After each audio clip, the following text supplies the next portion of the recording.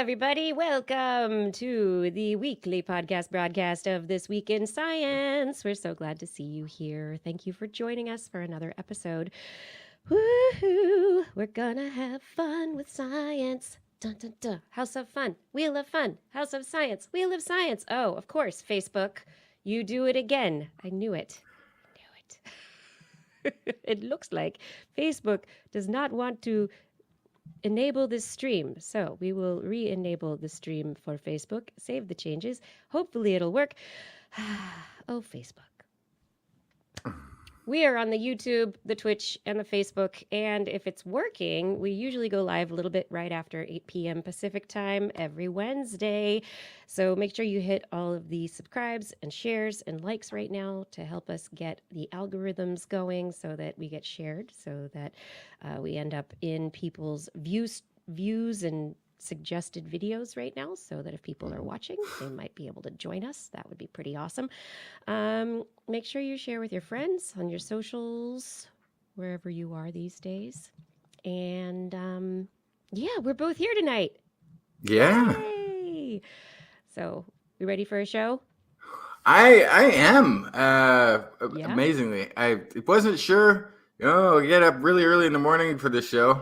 And then I looked at my computer, and here's a bunch of stories laid out. And so whatever yesterday Justin was doing, he managed to put the show together for today, Justin. Ahead. He's so good at that. You are so good at planning ahead. Okay, let's do this show. Starting in 3, 2. This is TWIS. This Week in Science, episode number 945, recorded on Wednesday, September 27th, 2023. Don't be afraid to ask stupid questions. Hey everyone, I'm Dr. Kiki, and tonight on the show, we will fill your heads with scams, weed, and worms. But first... Woohoo! Disclaimer. Science is an ever-evolving journey of learning new things. Where we are today, the knowledge we have gained could not have been predicted 50 years ago. Where we go next, the knowledge yet to be discovered, cannot be predicted today. At least not specifically. But generally speaking, we know exactly where we're headed. Towards a future of knowing everything. How things work, how they interact with other things, and how to enhance or suppress the way those things operate. It may be difficult to imagine at times the things we have yet to learn. We don't even have names for them yet. But in time, as the unknown things are discovered, the unknown things will be named, and then we will know what to call them. In the meantime, we will keep an eye out for new things here on This Week in Science, coming up next. I've got the kind of mind that can't get enough. I want to learn everything. I want to fill it all up with new discoveries that happen every day of the week. There's only one place to go to find the knowledge I seek. I want to know what's happening. What's happening? What's happening this week in science? What's happening? What's happening? What's happening this week in science? Good science to you, Kiki. And a good science to you too, Justin. And welcome to everyone to a new episode of This Week in Science. We are back again. Oh, yeah, to talk about the science. We always love to talk about the science as opposed to all the other things that might, be keeping us down. I don't know. Anyway, we like to lift people up with science. Optimism. Yeah, I have no idea what could thoughts. be bringing anybody down because I now live in Denmark.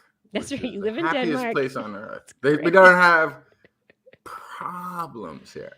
Oh, it's no. really interesting. It's a really strange thing. You're like, to I leave think a I'm country going to have a problem, and somebody comes with around. Problems and controversies, and come to a country where everything's No problems. It's all good. All right. Well, we're going to have a great show We really are. I'm just letting you know right now. But as we stream this broadcast, tomorrow will be Ask a Stupid Question Day. So in honor of the day, I invite you to send us your stupid questions this week, and we will answer them in future programs. Well, we actually already got one in the chat. Iron Laura says, how does Justin not have any gray yet? Oh, man. I do. The trick is, I never dye my hair. I'm never going to do that.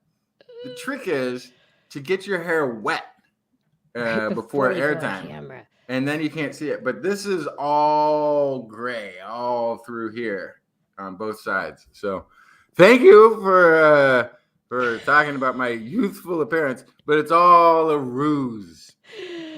Well, at least they're asking about your youthful appearance instead of mine, so that's good. I'm happy. Yeah, what do we have on the show tonight? I brought stories related to the physicality of cells, some space news.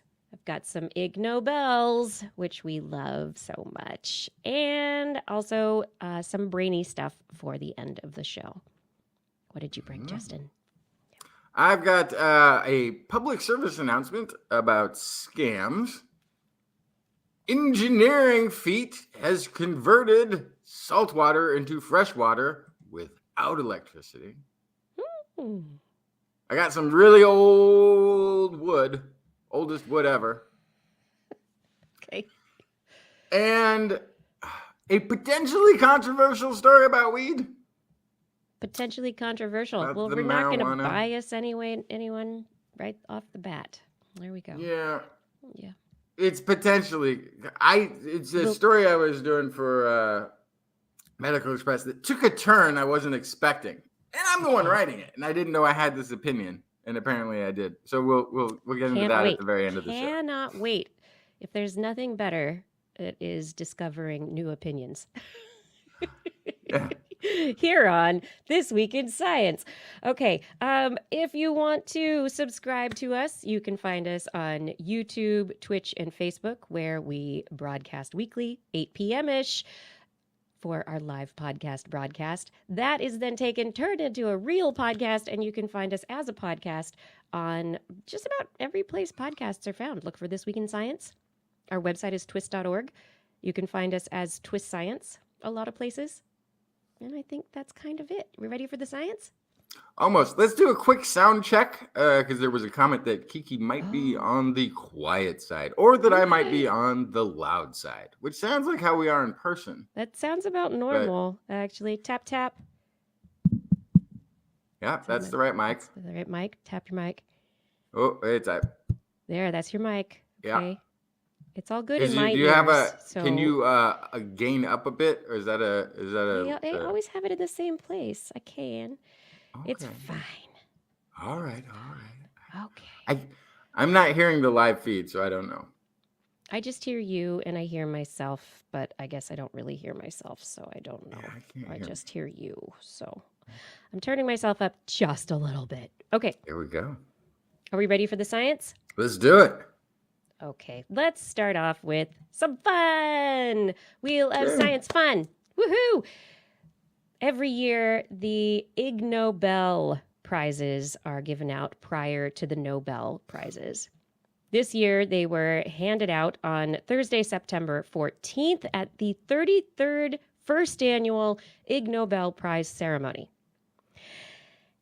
And dun, dun, dun, dun, dun. This was a webcast. They're going to be doing a live in-person version later in November. But for right now, we know that the prizes, first, in chemistry and geology, are to Polish and UK scientists, Jan Zalesiewicz, for explaining why many scientists like to lick rocks. Why do scientists like to lick rocks? Well, you'll have to find out in the paper Eating Fossils, published in the Paleontological Association newsletter number 96 from November 2017. So, it sounds to me like this is an old geologist methodology. Indeed. That probably at some point they realized it's not as accurate. Or no, actually, nope. You got to talk. You really do need to dig into this one because it is a very tried and true methodology. Certain rocks you can lick. Certain rocks you can't lick. Certain rocks, if you're in the field and you lick them, they help you determine what family of rocks they're actually in and what compounds are in them. So the chemistry is involved. So there's a lot of interesting aspects to why geologists lick rocks. It's true. Seriously, rabbit hole this one. It is great. No. Literature I just picture prize. that class. Can you picture the classroom when everybody walks in? Everybody's like, "Oh, hey, Here are your everybody's got a rock on their desk today." Interesting. Lick the rocks. Okay. Yes. Well, today what we're going to be doing is taking notes. We're going to lick rocks and take notes on what you notice. Gosh. Literature prize goes to France, UK, Malaysia, and Finland for studying the sensations people feel when they repeat a word, a single word, many, many, many, many, many, many, many, many, many, many, many, many times. The paper is the induction of jamais vu in the laboratory, word alienation, and semantic satiation. Yes. The jamais vu, never seen, or the before, the sense of having seen it before, or no, yeah, it's like, it goes away. Mechanical Engineering Prize, India, China, Malaysia, and USA for their research in reanimating dead spiders to use as mechanical gripping tools. Oh, yeah, we covered that one. Yes, we covered this story. This is the one in which they were using spiders with kind of hydraulic forces to use them for new arcade games. Yeah, basically Yes, you could pump into the spider, and the legs would grab onto something, and then they could release the fluids, and they would. Yeah, that's going to come in handy someday. Yeah, this paper, Necrobotics, Biotic Materials as Ready-to-Use Actuators. Oh, necrobotics just sounds so terrible. Necrobotics. It's my favorite. Seriously, it's my new favorite future science. Okay, Public Health Prize goes to South Korea and USA for inventing the Stanford toilet. This is a device that uses a variety of technologies, including a urinalysis dipstick test strip, a computer vision system for defecation analysis, an anal print sensor paired with an identification camera, and a telecommunications link to quickly monitor and analyze the substances that humans excrete. Yes. Yes. You heard me right. You heard me correctly. So we reported on this toilet a while back, and I remember that. I remember the monitoring part. I forgot completely about how it identifies who. Yes. It scans that. So it's kind of like an ear is very individualized. The iris of an eye, the fingerprints are very individualized. So too, I suppose, would be the part you're aiming down at the toilet. Well, indeed. Hey, you know what? We could really actually use that technology in other fields. That could be, talk about high security. Hey, I'm the only one that can open this vault because it requires a scanning. How were you able to get into that vault? Well, on Valentine's Day, someone gave me a chocolate. Anyway, serious. I don't know what you mean by that, and I don't want the answer. I hope nobody gets that joke. I don't want the answer. Communication prize, Argentina, Spain, Colombia, Chile, China, USA, is for studying the mental activities of people who are expert at speaking backward. Oh. Paper, neurocognitive signatures of phonemic sequencing in expert backward speakers. Expert backward speakers. Yeah, that would cause my brain to completely derail to try to speak. How do you become an expert backward speaker? Where do you use that? How does it occur to one to even begin training? That skill. Yeah. Well, there's I at some don't know. point when I remember, like, as a kid trying to do the alphabet I mean, backwards. Pig Latin, yeah, the alphabet, but But it this didn't. is It didn't keep trying to do that. no. But I guess there are probably expert Pig Latin speakers Yeah. as well. Medicine prize: USA, Canada, Macedonia, Iran, Vietnam, for using cadavers to explore whether there's an equal number of hairs in each of a person's 2 nostrils. There could not be. Quantification and measurement of nasal hairs in a cadaveric population. According to their abstract, well, wait, there's no abstract available. Come on. Gotta give me an abstract here. Nope, no abstract available. That's too bad. I would Well, like to know. It's one of those studies, though, too. It's like you're quantifying a thing. You can quantify anything. It's like, well, we're going to compare the number of hairs on a mule to the number of hairs on a hare. Like, okay.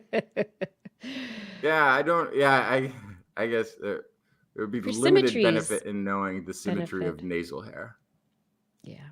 I don't know why. I honestly am curious as to why that would be a question you would go about quantifying. In nutrition, Japanese researchers took home the prize for their experiments to determine how electrified chopsticks and drinking straws can change the taste of food. Electrified straw. So, ow! Ow! Electrified chopsticks, every bite. Ow! How did that change the taste of your food? I don't like it. I don't know. Augmented gustation using electricity. Yeah, so they're conveying shock information therapy. humans cannot perceive with their tongue. I don't know whether it worked or not, but that was their new methodology. So anyway, in the education prize this year, Hong Kong, China, Canada, UK, the Netherlands, Ireland, USA, Japan, very cross-cultural here, got the prize for methodically studying the boredom of teachers and students. And their title of their paper is Boredom Begets Boredom, an experience sampling study on the impact of teacher boredom on student boredom and motivation. If your teacher is bored when they're making the lecture, it's a pretty good chance the students are going to be bored as well.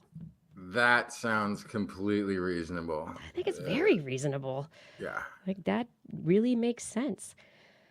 And then we have 2 more. The psychology prize goes to Stanley Milgram, Leonard Bickman, and Lawrence Berkowitz for their work back in the late 1960s for experiments on a city street to see how many passersby stop to look up when they see strangers looking up. Okay. Out of all of these ignobles, like sometimes you can go, oh, you do an experiment just to practice doing a kind of an experiment. You just didn't have anything. You're going to count nose hairs, see if you can do it, see how you quantify it. See, it's a new measurement. This one is just fun. This one is just giggles. Yeah, they found that as the size of the stimulus crowd was increased, a greater proportion of passersby adopted the behavior of the crowd. So the more people are looking up, the more people you're going to get looking up.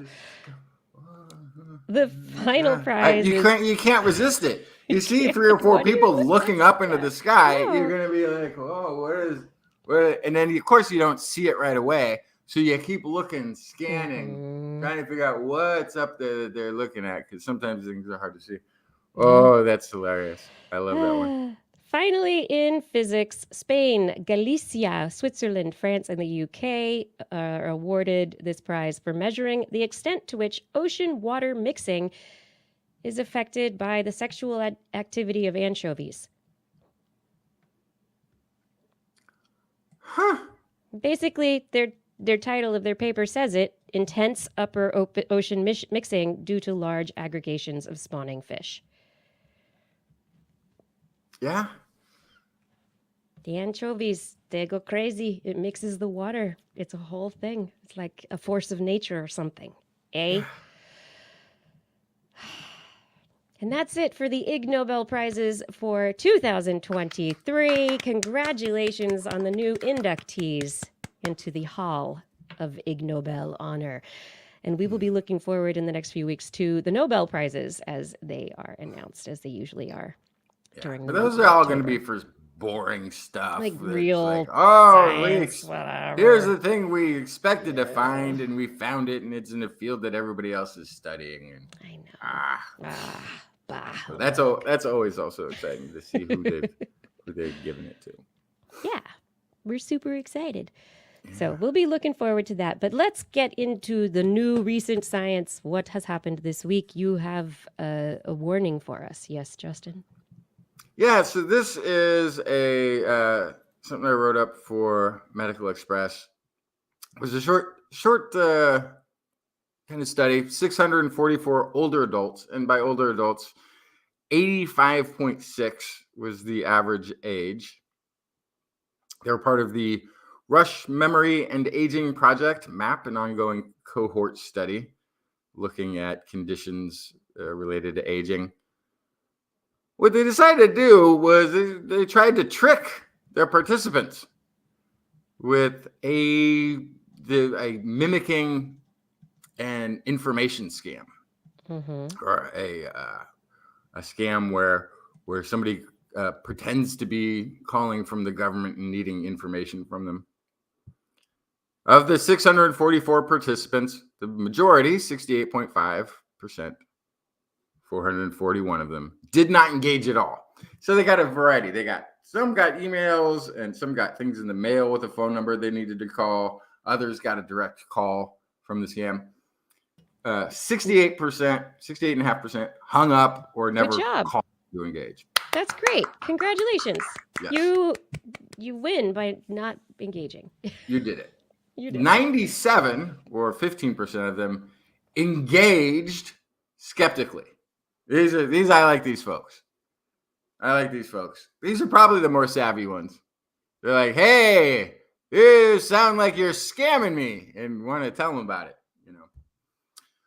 Then sadly, 106 or 16.4% of the cohort were part of the conversion group. Those converted, nearly 3/4 provided personal information to the scam. No. Yeah. So how is this different from other age groups, though? That's what I mean. Well, we're focusing on these older adults, but is this just normal, or is this like a particular problem? I mean, and they don't have the normal group. I know that these scams do hit people of all ages, but we are. It's much more common to hear about it happening to the elderly. Yeah. So they looked at why these different groups of people or different people had sort of fallen for, not engaged in all, or had sort of been skeptical about it. Those in the skeptical engagement group, turns out, had the highest cognitive scores and the most financial literacy. But the thing that was sort of overriding in the group that gave up personal information was that they had the lowest scam awareness, meaning they were just less likely to have heard of scams. And they just aren't thinking that way. So they're just trusting. Yeah. Because why would anybody pretend to be the IRS or the DMV or the whoever's calling? Yeah. Why would anybody even do that? What would be the point of even having my personal information? They're not me. They can't do anything with it, right? Yeah. So this is according to the National Consumer Law Center, nonprofit organization. There are 30 million robocalls from scammers daily in the United States. And the results are about $30 billion in theft each year. It is estimated that 70% of Americans do not even answer the phone if it's an unknown number, due to having received so many robocalls in the past. And the problem is the do not call list that was established. I think everybody's on it now. Problem is it only works with legitimate businesses. The do not call list does not work with scammers. Now, a lot of the telecom companies have developed. You've probably all seen it. The scam likely that will appear on the phone to let you know that that call that's incoming is likely a scam. So that's huge. That's a huge step. But there's also spam emails that can go out that claim that you have made verifying that you've made this purchase of some amount from maybe a company that an Amazon or something like this that you do have transactions with. And you go, oh gosh, I didn't make that purchase. I better respond to this. Or you get a text from the Don't bank. click on anything. A text from the bank saying, oh, hey, there's a problem with the account, right? Don't click on anything. Yeah. Just delete it and then call the source. Call your bank. Go to your account on Amazon directly. Do not click. This is my public service announcement. Okay. Right. So this is the public service announcement because it turns out that just knowing about these scams is the thing that prevents people from falling from the scams. Yeah. Okay. So things to know: Amazon, Google, Microsoft, IRS, computer support from Best Buy, Geek Squad, credit card companies. Do not call consumers and do not transact any business through email. They've spent billions of dollars creating their transaction platforms. They do not call. They do not email. This is not how they communicate with you any longer. They do no business this way. And they never transact any business through gift cards. No. Anybody asking you to buy a gift card is a scammer. And the reason they use gift cards is because it's untraceable. You can get a number over the phone, redeem it on a computer halfway around the world. And there you go. The other common scams that are of note are low-cost vacations, where we just we're doing a promotion where we want, for $600, you can have 4 nights at a hotel and wherever you want. That's a scam. Extended warranties. You get calls for extended warranty. They want to, it's an extended warranty company. You're putting a warranty on your car. That's a scam. There is student loan forgiveness, apparently, has been a scam. That one's rough. So you also look for whatever's in the news. PPP loans, student loan forgiveness, additional benefits through Social Security, anything like this over the phone. All of this is going to be a scam. Additional insurance for the elderly over the phone, also a scam. Debt collection can be a scam. You also have to watch out for if you're looking for a job, because there's fake job postings that exist. Which is why if you see a company that has a job posting on one of the posting sites, whatever they may be, go to their website. Go direct to the company and look for it. Yeah. For that, because you don't want to give your information to just anybody over the phone. So anyway, if police charities do this too, there's all sorts of charities, we'll call it.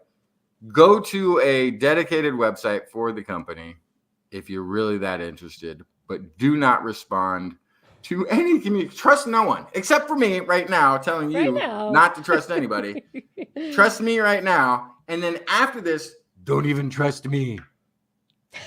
No, continue to trust us. I hope we're a trusted source. We're helping you. My favorite one, though, I don't want your personal information. I don't want it. I really don't want it. My favorite scam is I've gotten this call a couple times.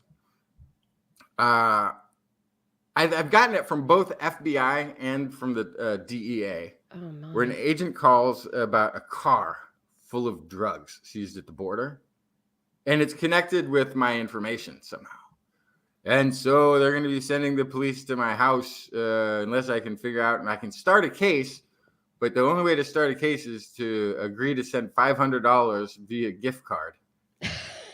Again, because that's the only way they can get money. No, it's not the only way. You also, here's another very important one before we move on. Never allow any form of remote access. If somebody is on the phone asking you to download an app onto your computer, do not do it. It is, a scam where they're saying they're going to be refunding you money that you obviously didn't pay. It doesn't exist. There is no automatic Geek Squad charge from your Microsoft account computer.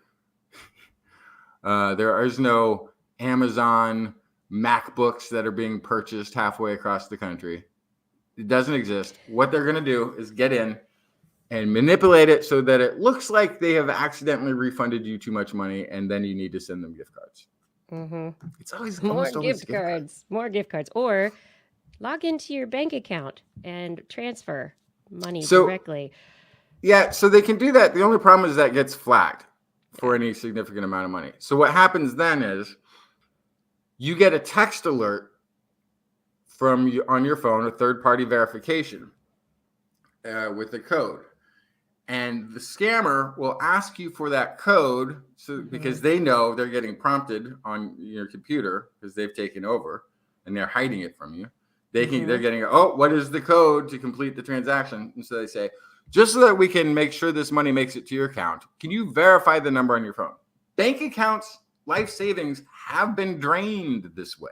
Absolutely. Yep. So don't fall for scams and tell people. Tell the elderly, tell the naive, tell the savvy, tell everybody. Keep repeating it. Yeah. Yeah. Keep repeating it. Repeat and repeat. Just over and over again, because let's help the people who who don't know enough to help themselves. Help them out. And the best way that we can get the word out is for everyone listening to go out right now, get a gift card for $499 and mail it to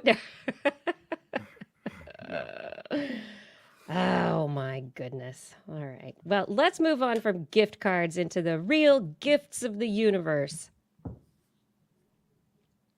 Space news. Dun, dun, dun, dun, dun. From NASA this week, 2 stories. Dun, dun, dun, dun, dun. First story is, yay! OSIRIS-REx, the mission to the asteroid Bennu, successfully returned a sample to Earth this last weekend. The deserts of Utah were graced with a canister dangling from a parachute as it floated at many thousands of miles an hour towards the surface of the Earth and needed to be slowed down. Anyway, this canister was then taken very carefully after it crashed in the desert, very carefully to Johnson Space Center in Houston. And since then, it's very exciting. They just today, or in the last 24 hours, have opened the canister lid for this sample. They have a laboratory setup that is a clean box that this sample is within. So everything is being done in a way to make sure there is no contamination by people of this sample since it has returned from space. They opened it up and they saw that there's a bunch of dirty looking dust on top of the stuff inside. They don't know what it is yet, but there's more work to be done in the preparation of this sample for its next steps in early October when it will begin to be analyzed. And there is apparently going to be a live stream on October 11th at 11 a.m. Eastern Time. They're going to work together to complete the disassembly process and reveal the sample to the world.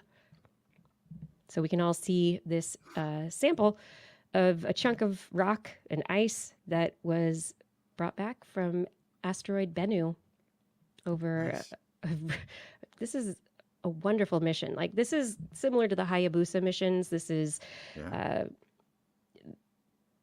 the strategy and tactics involved to make this happen are many, many years in the making. And so this is a very exciting opportunity for us to figure out what this class of asteroids is made of, how it evolved, all sorts of stuff, letting us know about our solar system. Yeah, this is also the one that is projected to potentially hit the Earth in like 160 years. Yes, in a while. Not right away, but in a while. Yeah. And if that happens, it will most likely fall into the water. But if it doesn't, It's a big one, so it's a big one. It's not We'll one see. of those like civilization enders, but it could take out you know, a large farm in the Midwest. Or a bunch of farms in the Midwest. Like it could do enough damage that it would be like really something if it hit where people were. The thing is that there's mostly water on the planet. However, the idea of deflecting it is going to come down to what this is made of. Because what was it? Exactly. It was Itokawa, actually the Hayabusa mission. Itokawa, the asteroid, turned out to be like mostly gravel. Yeah, very. Which means if you went and did a thing to try to push it, it would maybe, you know, just sort of like break apart, poof up out a little bit. It's not gonna get moved off of course because it's structurally not one solid object. So knowing whether or not this one's a solid object or not, we'll let the folks 160-ish years from now be able to decide whether they want to try to deflect it or just let it go. Just let it go. Well, for now, the craft that returned this sample is still on its way further into space, off to look at another asteroid, Apophis. So it is heading out to look at more things. It's not done yet. Wait. Yes. It can do that? Yes. It just dropped off the sample and kept going. The craft is like, see you later. Got another asteroid to meet up with. Hey, just dropping this by. Hope you like, how? You know, just that I drop it on your doorstep.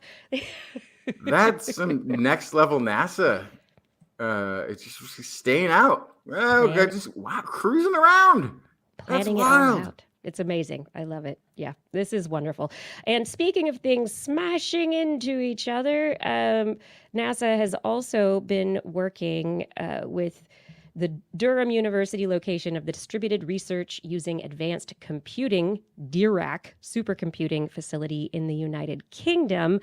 And they've been trying to figure out where Saturn's icy rings came from. So the Cassini mission gave us a really up-close view of the rings and let us know, hey, these rings are basically only made of ice. So where would all this ice have come from? How could it have come about? And researchers have a few hypotheses about how that could occur. But in this situation, they created a simulation for the impact of two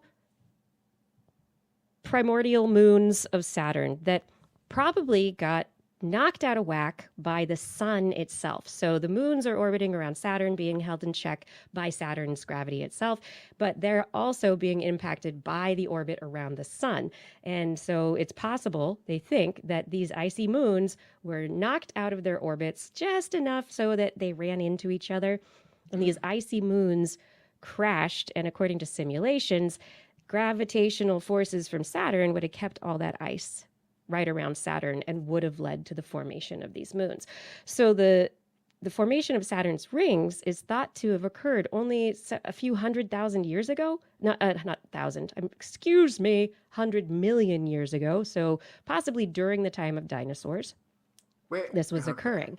But then the question that this leads to is, how dynamic is the ring system of Saturn, right? So we're looking at it from a fairly stable perspective, right? You know, just looking at the skies for snapshot. And being able to see the rings of Saturn for a very limited period of time.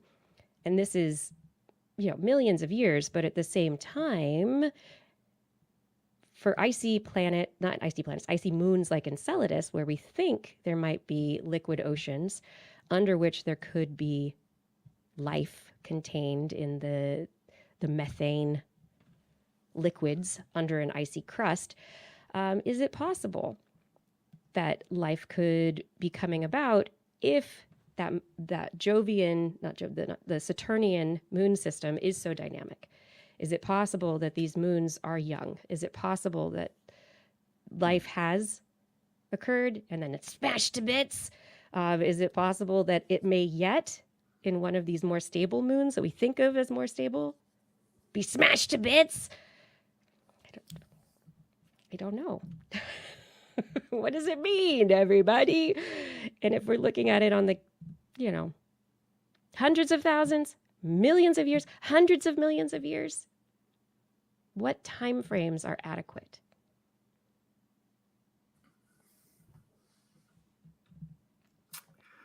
Very good questions. Right? So I've come to the opinion somewhere recently that life exists pretty much everywhere in the galaxy, and therefore probably the universe. And, anywhere there's an Earth-like planet, certainly.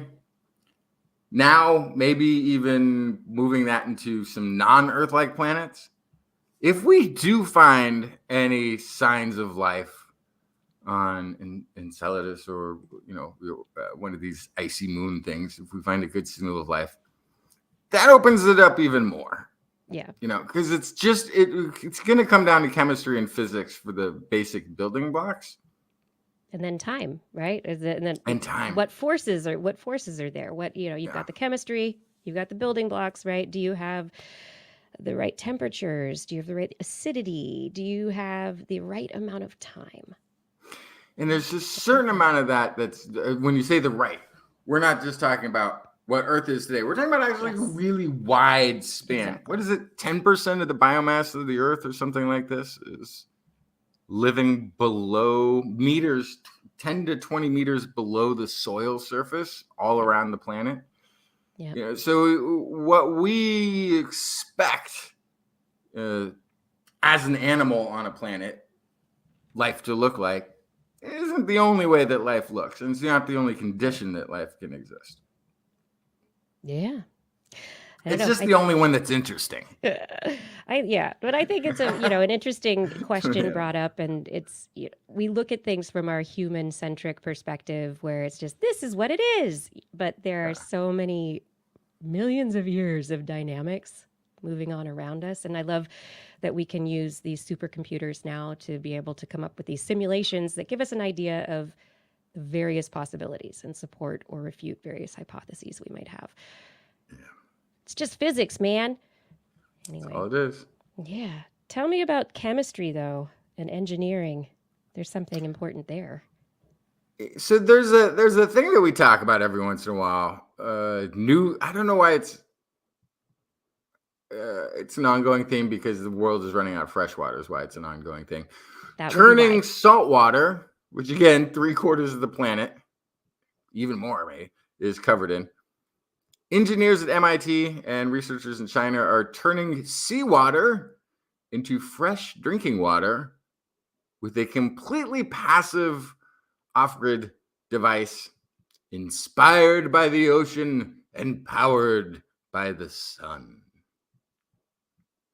So the configuration of this device allows water to circulate in swirling eddies in a manner similar to the thermohaline circulation of the ocean. Circulation combined with the sun's heat drives water to evaporate, leaving salt behind. The resulting water vapor can then, of course, be condensed, turned into drinkable, pure, fresh water. And through some trial and error, they've managed to design it so that the leftover salt continues to circulate through and out of the device rather than accumulating and clogging or being filtered. Oh, that's one of the things I wanted to ask about, because I think this is huge for desalination, for all sorts of, what happens to the salts? Do we have membranes to clean? What's going on? So from what it can look like, they did something kind of clever.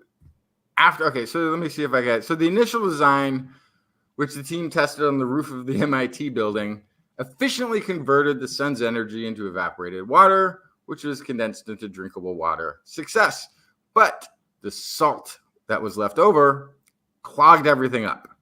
Mm-hmm. So that, you could run it for a while, but the leftover salt settling and accumulating on the device made it so that it was didn't last too long. You'd have to replace the whole thing. It gets full of crud. Too expensive. Mm-hmm. Keep replacing this configuration. So then they, in a follow-up effort, they devised a solution with an added feature that helped circulate incoming water as well as any leftover salt. And this design prevented salt from settling and accumulating in the device, and it desalinated the water, though, at a relatively low rate. So it slowed down the system so it wasn't as efficient at creating fresh water. So In the then latest iteration, you still have it's expensive for a different reason. Yeah, it just takes too long. The team landed on a design that has achieved both a high water production rate and high salt rejection, so that the system can quickly and reliably produce drinking water for an extended period. And the key, according to this, is that new design is a combination of the previous concepts, multi-stage system of evaporators and condensers that is configured to boost circulation of water and salt within each stage. So part of what they're taking advantage of is having the salty water keep moving through the system below the surface. And that generates something similar to the thermohaline, the temperature and salinity differences, which seems to actually be accelerating some of the evaporation maybe, and keeping the salt from settling and clogging, and then later it can be expelled. And one of the big problems with desal systems is that they are usually very electricity intensive. So it's like the energy water nexus, right? So the more fresh water you want, the more electricity you need to desalinate. Yeah, so this is completely off-grid passive, no electricity added. That's incredible. Okay. It's a big box and it's tilted a little bit. I think they're taking advantage of gravity, moving things down the different stages or compartments of this. From the test, the researchers calculated that if each stage were scaled up to a square meter, it would produce 5 liters of drinking water per hour. And that the system would desalinate water without accumulating salt for several years. Given the extended lifetime, the fact that the system is entirely passive, requiring no electricity to run, the team estimates that the overall cost of running the system would be cheaper than what it costs to produce tap water. Which is ridiculous. So now I want to know, okay, calculations, great. Yeah. But real world, I need them to get on it right now and build not just a meter big, but like I need a building, a warehouse size. Let's do it. Let's just see. Does it work? 3 things that they don't mention in the study. You just got to bring it up. Okay. 1, where do you get the salt water from? The ocean? Well, okay. Or from the bog water in your marshes? Yeah. Part of water treatment, tap water cost, is water treatment plants. Yep. You still need some element of that, but I don't know. I don't know how much microbial whatever's floating around in the water can survive the evaporation trip. I don't know. This would probably be something that goes along with a water treatment plant. There currently are lots of desal plants that line the coast. Different countries that are more desertified but are coastal.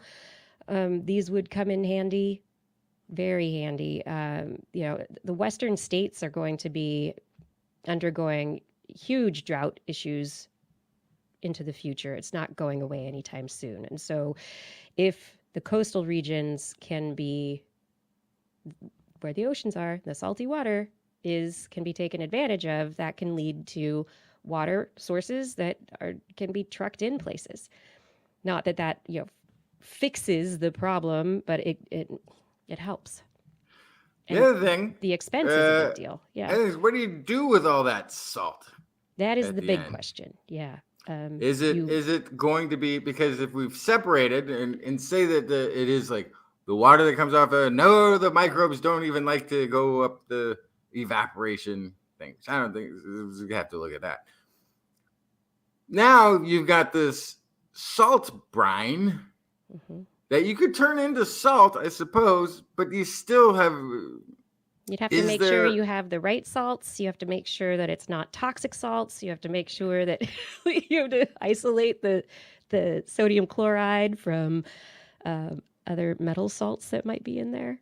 Yeah. And then the last final one is, what happens if this catches on and the whole desertified portions of the planet, especially during this climate change and the heat that's coming, we turn it on, we like go after this and use up all of the salt water. Where are the fish going to be? No, that's not going to be. We're not going to use all the This salt. place. That's a whole different question. Yeah. But I do think that the effluent from these kinds of desal operations, it's really important to think about that, because right now there are big desal operations that just put the stuff that's left over right back in the water. And so it turns into a really toxic, briny area. And so it can actually be really ecologically damaging. So this is definitely something to consider. Pros, cons. Freshwater is going to be a big issue for agriculture and so much for people moving forward. This is important. This is huge. If it really, really works and scales up, it's huge. If it scales. If it scales, that is the question. Mm-hmm. How big does it have to be? How much? Will it still work in the same way? Or as it scales, will there be other factors involved in how it works? I don't know. Anyway, I have a couple stories about our physical cells. We like to think about, ourselves as physical beings, right? You could push against your table and you feel it, but, you could get in a fight, you'd feel that, but, a hug, you feel that. That's nice. But you don't really think about the physicality of the cells in our body themselves, right? Our sensory cells are the things that let us know that we're touching stuff, whether it's a hard surface or a soft surface. But it's not just our sensory cells that are mechanical in nature. There are two studies out this week that I thought were really interesting. One studied in Nature Biomedical Engineering that looked at how bodies reject biomedical implants.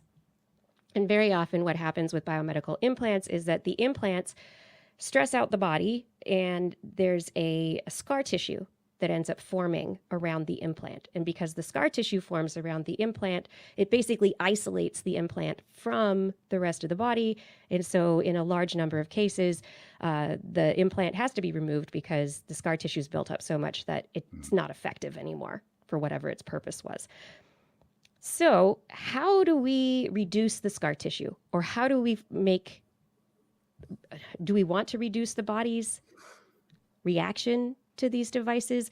Anyway, researchers have looked at all this stuff, and it turns out that it's the immune system and an immune response that's responsible for this scar tissue. And people historically have thought that it was due to some kind of chemical interaction. But a group of researchers that put this study together looked at these capsules that were implanted in women who had breast implants. They had 20 patients who had breast implants that were removed, and 10 of them had severe reactions to those breast implants, and 10 who had very mild reactions. By looking at the reactions of the proteins and molecules in the tissue around that implant, they found there's a protein called RAC, RAC2, and it's really highly expressed in the patients that had the severe scar tissue reactions. And what that was stimulated by was mechanical stress. Actually, just the implant itself bumping up against other cells. And then immune cells coming into the mix and going, what do we do? But because of the mechanical bumping and jarring, it caused those immune cells that had RAC2 to do big RAC2 signaling and invite more immune cells to come. And because more and more immune cells came to the area, they all started going, we don't like it, and built a fibrous wall. And so you end up with the fibrinogen leading up to the scar tissue around it.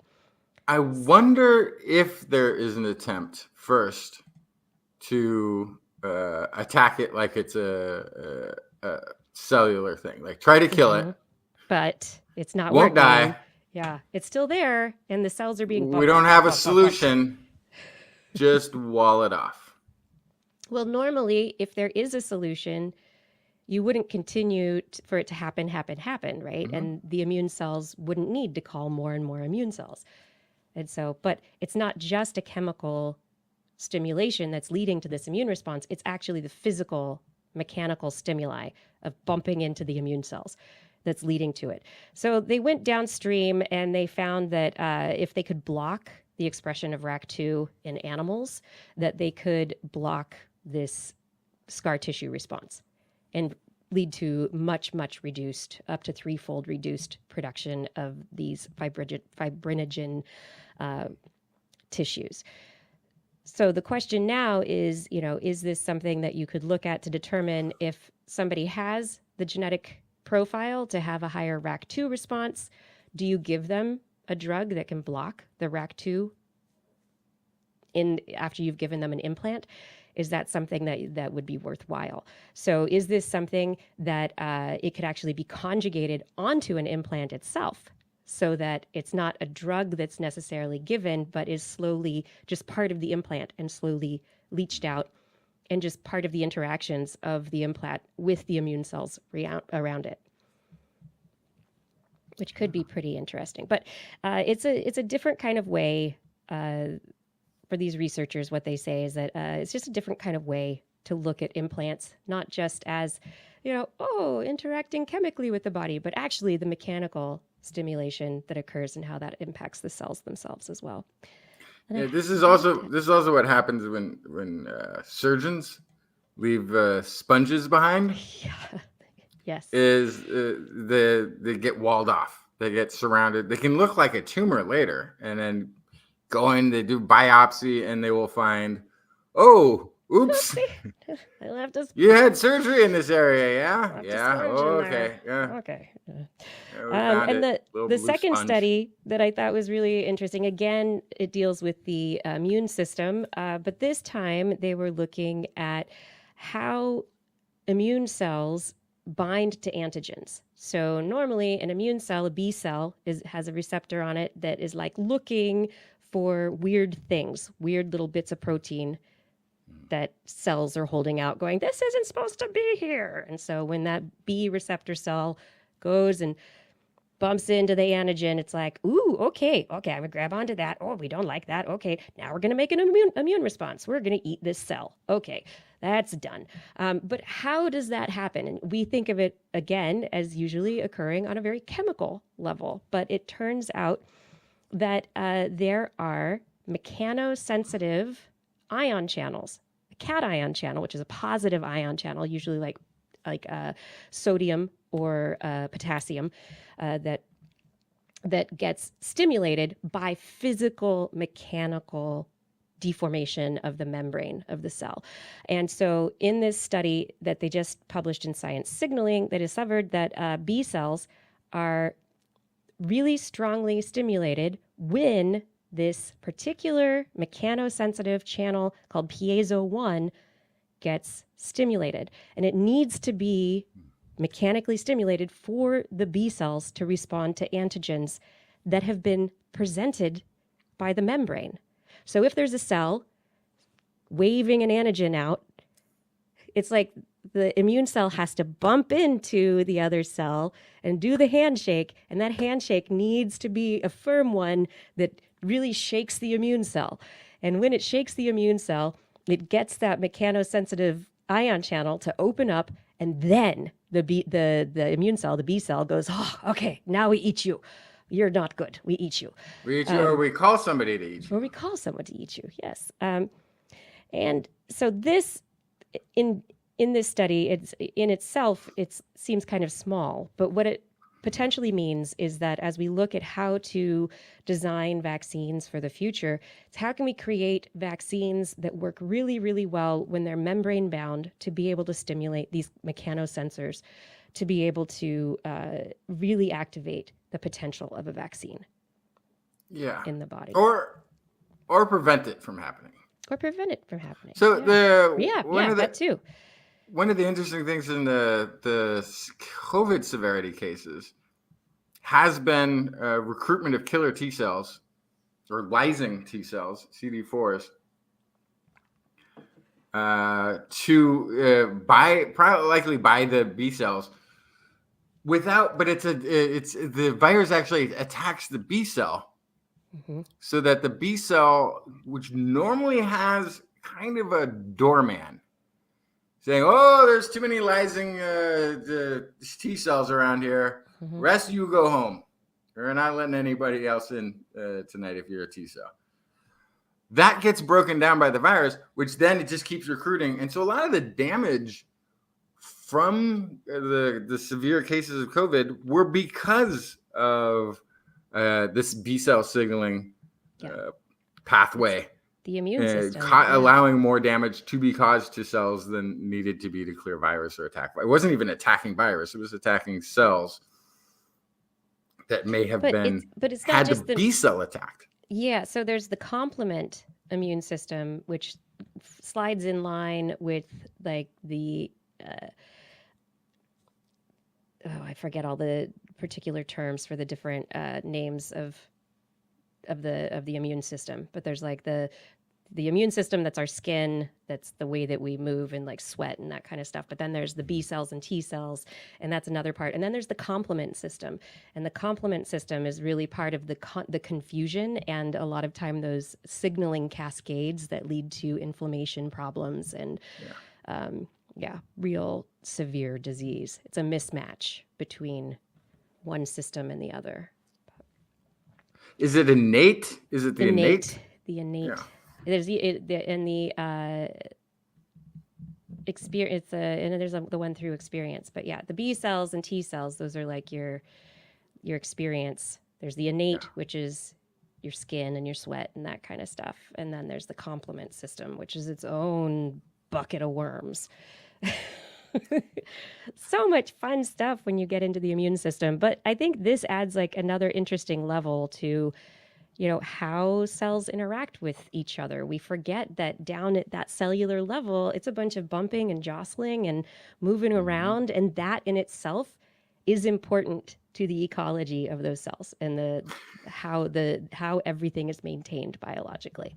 And that is also a thing that is missing. Like when you're trying to chemically formulate and genetically formulate and create a picture of what is taking place and then have a drug target with a chemical reaction, if you've missed the fact that once you get there, you got to shake hands really hard with the other cell, we didn't do your that. entire thing that works on paper, that chemically should all interact, isn't doing its job. Exactly, because you missed that physical. Because you missed a physical mechanical interaction. Yeah. Oh my goodness. Yeah, I could see the people staying up late at night, sleeplessly, their hair turning gray. You could watch it turn gray because everything should work and it doesn't. Is it not working? The body is very complicated and it's a real thing. It's not mushy. A thing on paper.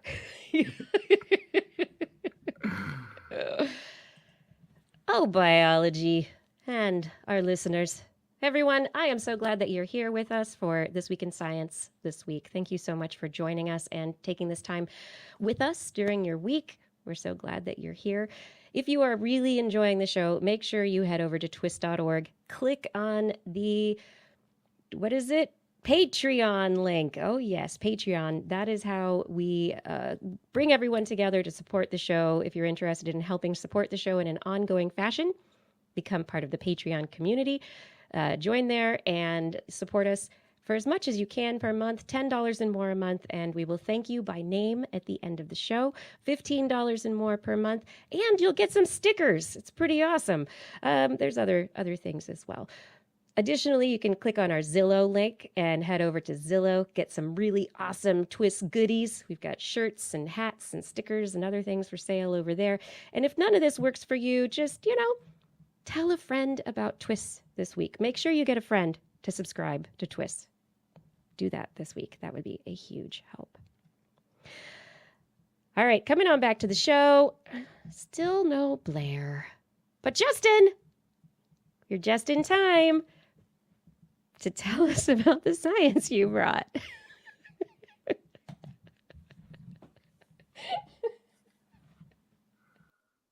So this is the thing we've talked about in a few different contexts on the show, which is wooden artifacts rarely surviving from ancient times. Where we have so much evidence of the past through stone tools and the occasional fossils. We have very limited information about when and how hominins were using a more kind of basic raw material in wood, because it doesn't survive. It doesn't survive the test of time. It's too organic. It breaks down too easily. Now, new earliest evidence for structural use of wood in the archaeological record has been discovered in waterlogged deposits at the archaeological site Kalambo Falls in Zambia. This is dated by luminescence dating to at least 476,000 years ago. Whoa. Take another 23,000 either way. So right. 450 to 500,000 years old. They have found preserved 2 interlocking logs joined transversely by an intentionally cut notch. Now, that might not sound like the most exciting thing in the world, but it is. Mm-hmm. So one of the logs is over 4 feet long. What's left of it there, and the authors are suggesting it could have been used as the base of a structure. It kind of looks like if you were a certain age, it kind of looks like the notching of a crude Lincoln log, or the like a log cabin, where you notch out the ends somewhere near the ends of the wood, and then you stack them on top of each other, and then they're kind of linked and they hold their place. So it very much looks like the oldest log cabin ever built. Expert analysis of stone tool cut marks on the wood showed that these early humans, shaped and joined 2 large logs to make a structure. So the age, 450 to 500,000 years ago. This predates what current modern humans call modern humans. We're only supposed to be 200,000 years old. I think we've pushed it back a little bit more, but not by much. But seriously, yeah. What? Yeah. What? So this is highlighting something that archaeology has also been hinting at for years. There are places on this earth where we have found the remains of Neanderthals, Homo erectus, islands far out to sea where, regardless of climate, there was never an opportunity to walk to. We have Crete and the Aegean, Philippines and Indonesian islands have records of Homo erectus. These are places where a swimmer with Olympic modern human swimmer abilities would find challenging to reach, let alone a pod of early humans that didn't have a practice pool. So it has been suggested that boats, some form of crude wooden flotation device, may have been needed to traverse these scenarios, but we don't have any records of it because wood doesn't survive time. And there's no evidence of woodworking and wooden structures that old. No. Until now. Because wood would break down unless it's fossilized or, Yeah, the conditions in which, bone will fossilize are better than you will get a preserved wood. And even if they're side by side, the wood will degrade. And of course, the stone tools that were used to work this, we have seen. And it may be that there's other stone tools, stone axes, that we have thought of as meat rendering or, crushing of nuts or something, that have been woodworking tools all along. We just don't know because we haven't found any evidence to suggest that they were doing woodworking this far back. Because Now the we have right something at least. conditions for making that happen hadn't occurred until this finding, potentially. Yeah. This is a buried, waterlogged find. 476-ish thousand years ago. This is in Africa. So this isn't Neanderthal. Maybe a little bit older than this isn't a Neanderthal. So a Neanderthal should already be out and proto-Neanderthaling. Somewhere in the Caucasus or Europe. They should be heading that way, at least out in the Levant. This isn't likely early current modern human. At least it would have to be pushing that back a lot further. So right now we don't know. But one of the timing would suggest what? This is South Africa, so this is going to be. Is it? Or Zambia? In Central Africa. I'm sorry. Central Africa. Yes. So our earliest, still. Part of the problem too with Africa is that could be anybody. Well, it could be anybody, but it's also, it doesn't have the places where you're most likely to find preserved skull fossilization for that process to be slow enough tends to be very cold environments. So Africa, for as much early history as we've gotten out of Africa, it's actually a terrible place for fossils. It's just so big that we found a lot. But in terms of conditions for preservation, it's terrible. Is it possible that early humans, modern humans, go back further? Yes. Is it possible that other humans that we have not yet even fully understood to have existed have created this? Yes. Is it possible that one of the humans that we have found some evidence of but don't have a good timeline for how long or over what territories that they live, like whatever the thing is that they've been finding in Morocco, like whatever that is, which looks kind of like a Neanderthal and kind of like a current modern human, but it's too old to be either. And it's like, what? There's all sorts of mysteries yet to be. But again, terrible fossilized record. But this showing woodworking, I think, is pretty amazing. This is the oldest actual structure made by humans of wood ever found on the planet. And I think what the evidence that they've looked at to make this seem like it was built, that it was structurally modified by humans, are the repeated scratch marks that exist in particular directions that don't make sense.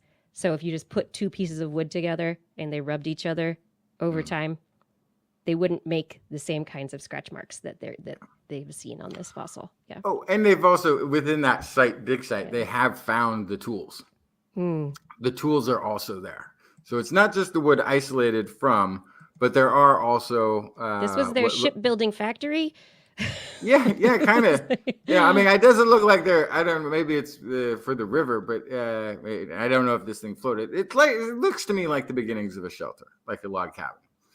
But there's different. They also found different carved stick configurations. One they called a digging stick, or they don't know what it was for. It might have been a stabby stick. You have no idea.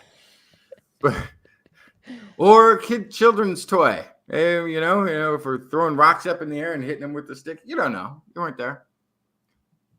But there's all kinds of other evidence in the area of some messing around with wood and having all the tools to do it. Which was what the site was looking at to begin with, and then this got discovered, and now they're like, oh boy. One of the things they mentioned in the study is this might change the view of nomadic early hominins, but it doesn't really. But it doesn't. They were nomadic. Because nomadic doesn't mean just wandering blindly across. It usually means you might have like a seasonal home. You might have a winter home, you might have a summer home, but you go back to the same locations usually seasonally. So this place may not have been lived even nomadics may not have lived in one location year round. They likely lived in that location just about every year. Generally. For maybe thousands of years. Like, you know, nomadic is very. We're just stationary today. That's the thing. That's what's different. What do? I'm a nomad to my kitchen and then to bed. I wander around them times and seasons of the day. Maybe I go to the grocery store. Yeah, I think this is an incredible find. I think this is the kind of discovery that we've been waiting for. You know, that is the kind of thing that takes the data that we've been looking at and going timelines of hominin, of Homo, whatever species. They don't make sense, but we don't have all the fossils yet. We need more bits and pieces, and this is one of those pieces of evidence that'll fit nicely into the tapestry. It's still wild to me, like how many new hominins. Yeah. Like there was already plenty of hominins in the past, and then since we've been doing this show, I think there's been like 4 or 5 more added. Mm-hmm. That's just wild. How many hominins? How busy they were getting into all sorts of things. My final story of the evening. Oh yes. Is also something I worked up for Medical Express. It's out there somewhere in the world. Safety concerns about youth access to online marijuana dispensaries. This is researchers from the Stephen and Alexandra Cohen Children's Medical Center of New York. They published in JAMA Pediatrics. And they basically did a data collection from 80 websites that are marijuana dispensary websites, 32 different states. And they were kind of focused on things like the shipment regions that they would send to, product types, age restrictions and verification, delivery and pickup options, warnings, disclaimers, payment methods, this sort of thing. In relation to underage access to dispensaries. So upon arriving, there shouldn't be, right? Underage access to dispensaries? No, of course not. No, yeah. Upon arriving at a dispensary website, 56 or 7 of the 80, 70% prompted users to either click to have to, you know, like, are you 18 came up on the screen, you know, and then they had to click. How that works. Yes. If they are, or no, if they aren't, and then don't get access to the website. It's unclear because they weren't studying how effective the actual button click screen was. My guess is not very, in terms of deterrence. 3 websites asked for specific birth date. We were talking about scams earlier. Never give your real birth date to a website just to see the website. No, you don't give your real birth date anyway. I mean, don't give your real birth date. You don't do that. Right. So what's the point of asking somebody's buddy's real birth date if nobody's going to give their real birth date? Nobody's going to do that. Nobody's going to do that. I bet you if you looked at the other side of that data. No, but if we caught you lying, gee willikers. I bet you if you looked at the other side of that data, this is all just disclaimers for, you know, lack of liability thing. Well, you know, they clicked the button, so they lied, not us. We didn't get it. But I bet you if you look through the other side of the data, they will probably have a lot of those people who are filling that out who were born on April 20th. None of the sites required verified age documentation to enter the website, which that would be weird if you had to like show your ID to your computer in order just to see a website. And my goodness, websites would get spoofed and spam. Like this would be like the epicenter of every scam phishing expedition from here on out, right? That would be terrible if that became common. Age verification was required when completing a purchase or upon receiving a marijuana product from 53 dispensaries. So 66% required some form of age verification to actually receive the marijuana product. 15 or 18.8% did not require any formal age verification during the purchasing process. And if you're underage and listening, no, I don't know what sites those were. Sorry. Age verification methods included government-issued identification at 40 of the dispensaries. Medical marijuana identification number was needed at 21. Self-reported birth date was sufficient at 8. 53 dispensaries offered a pickup option, and many offered delivery. 67% also offered delivery. Half of the dispensaries provided legal information, disclaimers, while many didn't. And 27% offered delivery across state lines from the dispensary's location, which is sort of interesting because that could be sent to a state where it's not legal or differently legal. Depends, yeah. Anyhow. So now we know this is all these different. There's not a uniform way that an online dispensary operates in today's environment. Okay. So according to this, only 1 in 5 dispensaries required. 1 in 5 dispensaries required no formal age verification at all at any stage during the 20% process. Yeah. The authors conclude it is imperative to require strict age verification procedures prior to cannabis purchases online and to establish stringent surveillance of online marijuana dispensaries to protect youth. That's where that story concludes. The study concludes. And this is where we're going to go into the what did you take home from this that surprised you? Well, the question is, how would it protect the youth? How do we protect the youth? How does it protect the youth? Because like the thing that providing marijuana in this sort of structured way where where it's regulated, where there's a measure of safety in the interaction, purchase interaction, where it's not coming from a black market. And there's a level of safety, especially since the United States has a fentanyl lacing crisis where people are dying of overdose from taking the thing that they didn't know was in there. How is this protecting children if the adults are all saying, yeah, we love the new system of legally being able to get marijuana without having to deal with criminals or funding the black market? Why would it then be okay to send the youth to the black market? Why would you want them in the black market? I'm not saying it shouldn't be legal. It shouldn't be like intentionally authorized. But if we just no, the loopholes that are there might be okay. And here's sort of how I come to this conclusion, because currently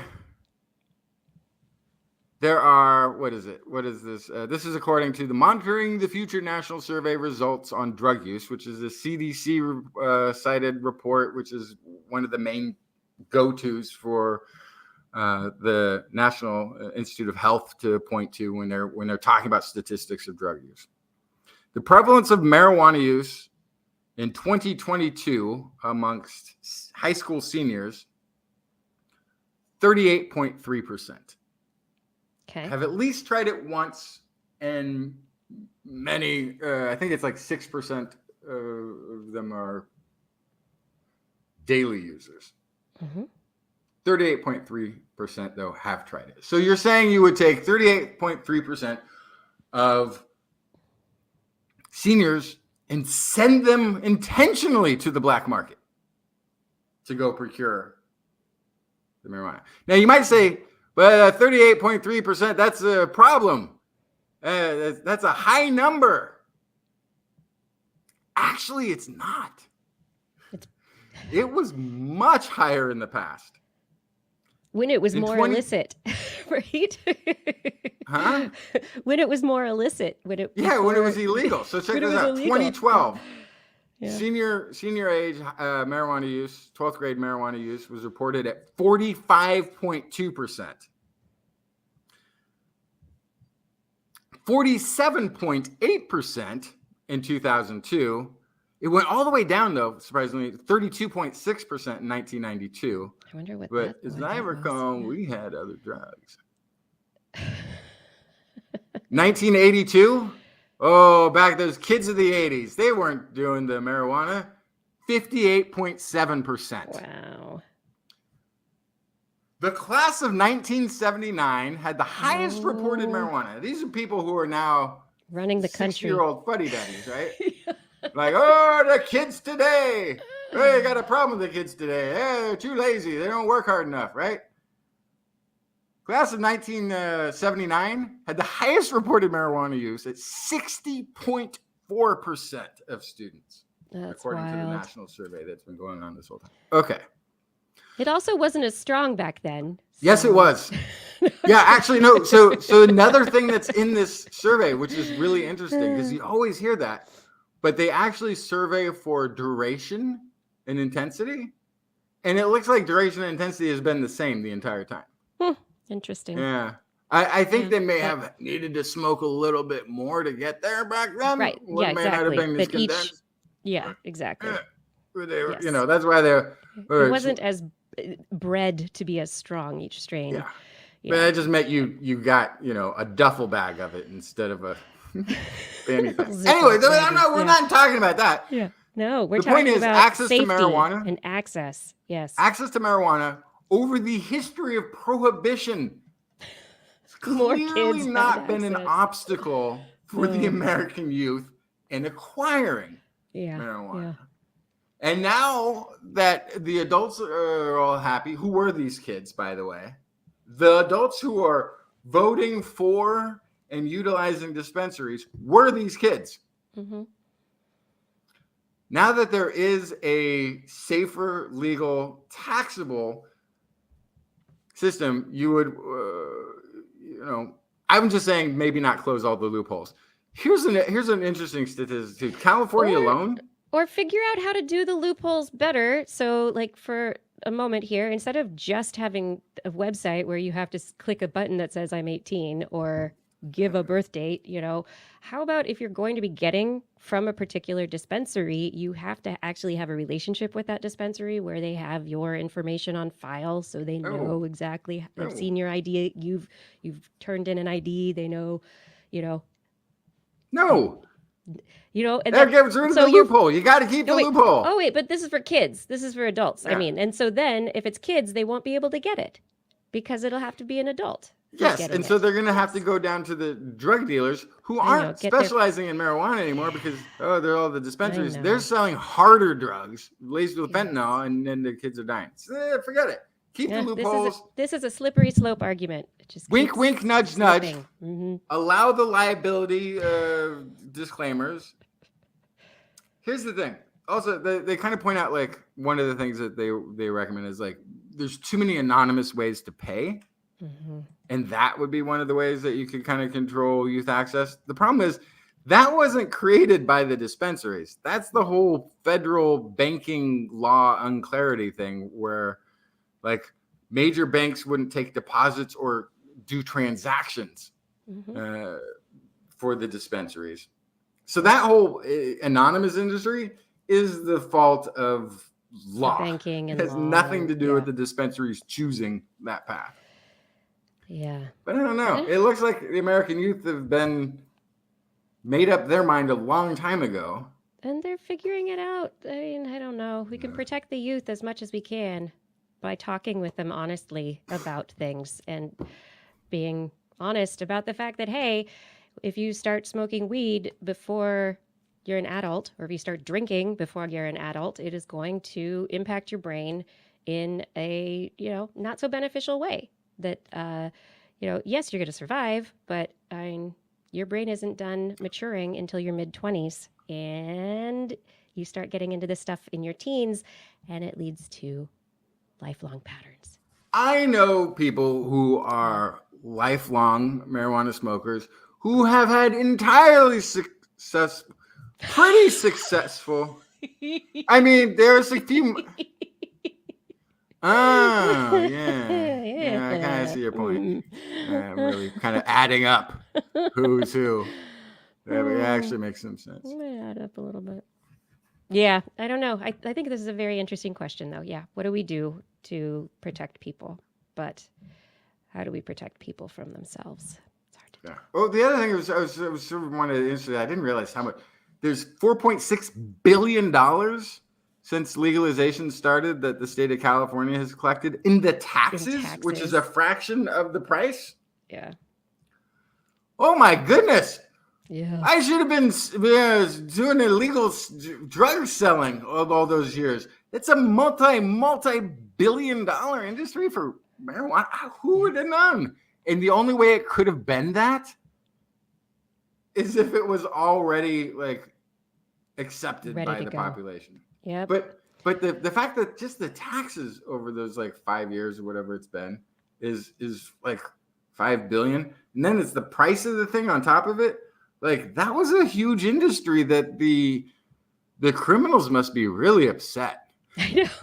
That's why they've moved into different areas. Oh, boy. Well, let's talk about the brains of all these criminals and their emotions. They must be feeling, being upset, all that money that they used to be making. Oh. Better have my money. Beep, better have my money. So where do our emotions come from? You feel things, right? And emotions build up to lead to your overall mood. Otherwise, mood can also influence how you feel a certain emotion. So if you're overall happy, feeling good, I'm in a pleasant mood. Okay, you're more likely to respond positively to things as opposed to negatively. So your emotions may stay more positive. Unless, of course, you're like in a bad mood, and then you're going to respond in a more angry or upset way to somebody, potentially, as opposed to in a more positive or neutral manner. Where do all these things come from? They all come from biological need to survive. These are all behavioral strategies that animals have had, building on them over eons of evolution. So what are the mechanisms that have evolved over time to lead to what we now consider emotions? And the difference of a human having an emotion and something like AI that can only, machine learning, that can only simulate an emotion. Well, these researchers just published their work. They're out of Nagoya City University. They just published their work in genetics, and instead of working with mice and rats and other more related mammalian species, they went down to the worms, and they decided to work with C. elegans because it's very well known in the lab sector. Its genes are very well understood. We've sequenced its genome, and we're able to impact it very significantly in the laboratory. And its emotional range is just much broader than you would expect. You would not expect them. Yes, exactly. And so the question is, okay, emotions in a worm, how does this connect? Well, they're not really looking at the emotions, but they're looking at the behavioral repertoire of these worms. And they found that, these worms, they really like their food that they eat. And so they eat these little bacteria, and the little bacteria they follow those bacteria. They love those bacteria. Those bacteria are very important to their survival. They're going to do just about anything to hang out with those bacteria and be where those bacteria are. However, when they applied an electrical stimulus to the worms went wiggle, wiggle, wiggle, wiggle, wiggle, wiggle, wiggle, wiggle, wiggle, wiggle, wiggle, wiggle. And they tried to wiggle their little wormy way away from that electrical stimulus as fast as they could. And in fact, some of those worms, they kept wiggling and wiggling and wiggling way longer than really should be recommended for a normal worm who's trying to get away from an electrical stimulus. And so the researchers said, what's the difference between these worms that keep running and running or wiggling and wiggling and wiggling, and these worms that they wiggle for a while and then they stop and then they go back to their looking for food? First, the fact that these worms don't just wiggle a little bit as soon as the electrical stimulus is over and then go, oh, the stimulus is over, I'm done. They don't do that. They keep wiggling a bit longer than than you would expect. It's usually like, okay, we stimulate you with electricity. That's danger. You wiggle to get away from it. Stimulus goes away. You stop wiggling because the stimulus is gone. But these worms, they're like, I'm going to keep wiggling. I'm still wiggling. I'm still wiggling. And then, like I said, the other ones kept wiggling, wiggling, and wiggling. So what this suggests is there is a pathway that's inherent in the brain, the nervous system of these worms, that leads the worms to preferentially not go after their food, to escape from danger, and to continue escaping from danger until they're really sure that they're away from it. And they say that this could be attributed to an early mechanism that might lead to emotions, because it could stimulate some areas and using similar chemicals, neurotransmitters, neuropeptides, very similar to our hormones, that would leverage these advantages of these worms. So they found that these worms, basically, they were able to isolate these neuropeptides. They were able to find genetic mechanisms that underlie the production of these peptides. They were able to change the levels of the peptides in different worms. So they were able to create worms that ran longer than you should, and worms that would not run long enough. And in doing this, what they think is that if they can kind of balance this idea, like a basic idea with like depression or emotional dysregulation, that those worms that run too long, that maybe they don't have the neuropeptides that tell them to stop at the normal time. And so the signals that get turned on for fear or anxiety or being upset, sadness, that those signals don't get turned off. And that maybe this mechanism is something that is very basic to biology. Well, isn't that what the amygdala does? Right. Yes. Yeah. But is it like the mechanism? Yes, it's a stimulus response. But what is happening in there? What is it that's, the basic mechanism? Like this is going into like deep into like not just the emotion, but the neural chemical signals that are occurring at a very basic level. And are there preserved genetic components that are there for a reason, for survival? And that if we understand what those preserved genetic components are, that maybe those genetic components could become targets for treatment. Yeah, so you'd get an injection into your amygdala that is like, okay, we can turn off these signals now. Yeah, turn it off. Because the amygdala, that's the problem with the amygdala. This is why the amygdala is such an issue at the core of so many different things. Is problematic. Is that it has a hard time receiving signals. It can send them, but it doesn't take back the information very well. Because it's primitive brain part. I'm speaking part. In like primitive monkey brain, or maybe worm brain now. I don't know. It sends out all those distress signals, but the thinky part of the brain that goes like, that was alarming, but I'm watching a movie right now. I don't actually need to run. Thank you for the fear response, but I am good now. And then Thank you very much. If you have a problematic amygdala, it keeps telling you to run even after you've left the movie theater. Even if you're home. Now you're home in bed at night trying to sleep.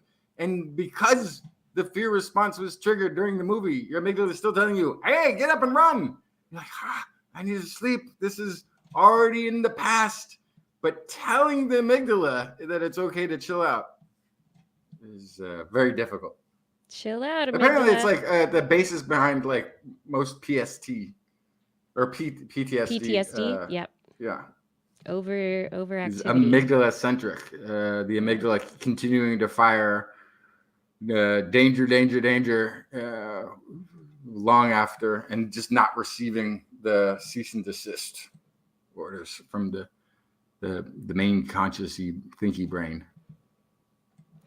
Yeah, so the worms don't necessarily have a main conscious-y, thinky brain, but they do have neural networks. They have these, these ganglia of nerves that act to allow basic responses. But these basic responses are also mediated by these neuropeptides that either accentuate or negatively impact survival.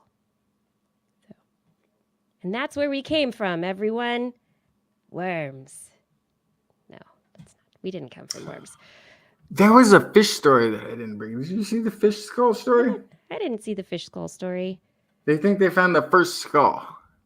Ooh, the very first one? Yeah, like like the very first one, the only one, like the first one. That was it. This is the first one we made. So. It was like a fish with like a collagen wrapped head, where the brain was becoming separately protected from the rest of the body. Oh, I didn't bring it because I saw it only the last second. Didn't have time. But there's never enough time for all the things that we want to be looking at. Never enough. So the next study has to do not with the amygdala, but with the brain and our response to loss. So what does the brain do when we lose things, whether it's people or stimulation or a job? You grieve, right? We have a loss reaction, and we adapt to loss. But in some cases, loss can be maladaptive. We experience loss, and that can impact us very negatively. And why does that happen? So this research, which I'm not exactly sure really gets at loss, but I mean, I am not a rodent, so this is not something necessarily. Anyway, these researchers had mice in an enriched situation. So they had a bunch of mice, and they gave them a wondrous world to live in. Lots of things to play with, all sorts of stuff to do, other mice to hang out with. It was like Mouse Disneyland. Nice. But, yeah, they had a great time. And then they took it away. Made the mice live by themselves in sterile, empty boxes. No. Yes. They did that. They did that to these mice. And so, this is making equivalent to going to Disneyland. The losing, having to go home. And having to go home, taken away from all that stimulation. Your sterile box. In your sterile town with no rides or costume characters. Go back to your house. Things aren't as magical. Okay, so they took them away, and they had a 2-week period where the enrichment was removed, and then they looked at the brains of these rodents, and they found that there were some significant changes in different areas of the brain. So these rodents, it seemed as though the brain became less plastic. And there were particular areas that were more affected than others. But overall, what they saw is the molecular response was to downregulate a whole bunch of molecular commands that normally lead to plasticity of the brain, connecting, making new connections. It's as if the brain kind of stopped. And then they saw that there was a change kind of in the insulation of the brain. So all of the cells that normally support the brain and the extracellular matrix, which actually physically supports the neurons in the brain, those became more insulating, as if they were putting armor around the neurons and holding them in place. So I think it's a really fascinating result that they found here, where looking at the genomics, the proteomics, the various aspects of what was happening, and also in the physical changes to the brains after the enrichment was taken away, it led to significant changes that, could be equivalent to loss. But then the question is, is it just that all the enrichment was taken away? And is that just what happens when you take away enrichment? I mean, and in a sense, that's not just what loss is, but I don't know. I'm still struggling with this one a little bit. But I also think it's really interesting that the discovery that the support cells, so the microglia, became smaller. They became less phagocytic, so they were breaking down fewer cells that needed to be broken down. They weren't doing the work that they needed to be doing of cleaning up the brain. It's kind of interesting. I don't know. Do you think it's an equivalent to loss? Taking Disneyland away from mice? I don't know. Well, what is it locking in, though? Yeah. Is interesting, because you know what it almost reminded me of? The study of students who drink versus don't drink after and after when they're class, studying, yeah, and how well that they do on an exam on that information. Like, it almost seems like locking in information after a lack of stimulation. Mm-hmm. Where you're not competing against it anymore, and so maybe you're that's the important thing, is the thing that was that stimulating event, right? When don't lose it. Yeah. Don't lose Hang that. on to the magic. Hang on to it. Yeah. So I mean, whether it's loss or this is maybe just kind of looks more like learning to me. But it's like we were learning. The brain was changing. It was plastic, and everything was really exciting. But now, it's all taken away. So stop. Yeah. No more changing. Right. Stop. And let's lock in what we have learned. Yeah. That's how I kind of read it. That's the sense I'm getting of it, as opposed to, yes, why are we not being more plastic and changing things right now? Because there's no more input that we're interested in. There's no more which makes stimuli sense. to learn Which from. makes sense from like a lack of enrichment. It's like, okay, all the stuff, but if you lose, like, and you're experiencing grief because you've lost a person, I mean, you're still in a world with all sorts of enrichment, and there's all sorts of stuff going on, and there's still the potential to learn, and there's still stimuli. So I don't know. I think I'm just having issues with what they're trying to get at with rodents, which is a very complex human interaction. It just doesn't. I mean, there could be a lack of interest in the current sterile environment. Yeah. But like, that was the whole thing with studying and drinking. Is the students who actually drank at night tended to do better on the exam the next day, and the idea behind it was they stopped adding memories while they were drinking. Their brain drunk down.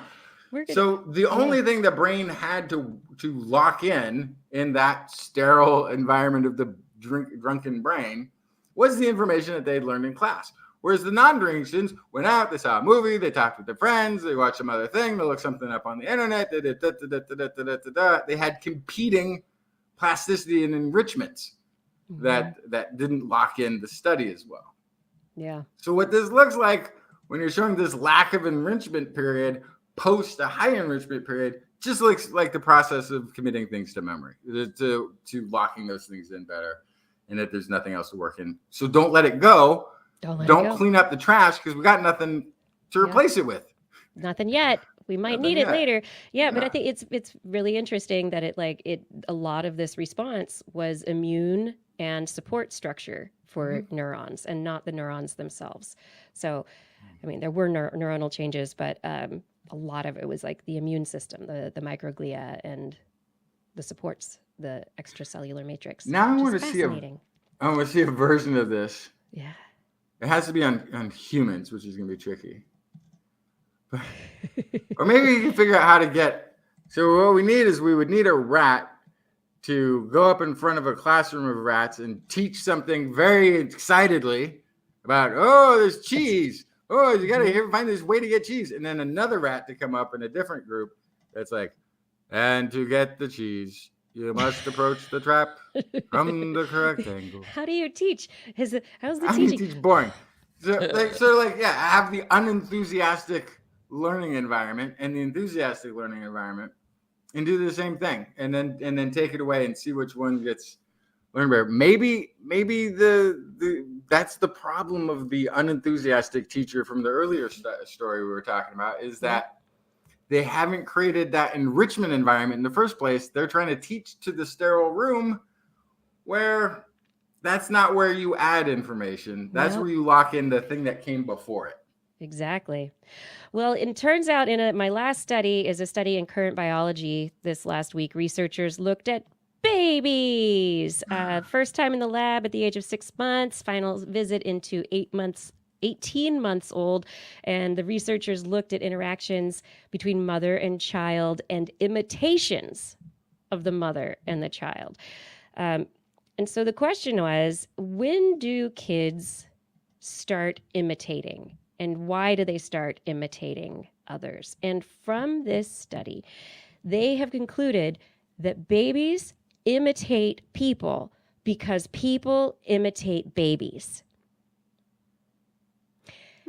They found that mothers who were more sensitive to the reactions of their kids were more likely to interact with them and to copy what their babies were doing. So if the baby did something, the mother would be like, woo, lulu, and imitate what they did. And those babies were more likely to begin imitating their mother earlier and to continue the imitating behavior with other individuals. And so they think, this is not just for mothers, but interactions between parents and children create the situation that leads to imitation. Imitation leads to learning. And so there's this very basic feedback loop that we think is just in the brain. It's like, oh, babies, they imitate. No, people imitate, and then babies learn to imitate, which I think is fantastic. Yeah, imitation is a really rare form of intelligence. I mean, it occurs in the animal kingdom, but not a lot of the animal kingdom. Right. So if you think of see primates, a behavior and imitate it.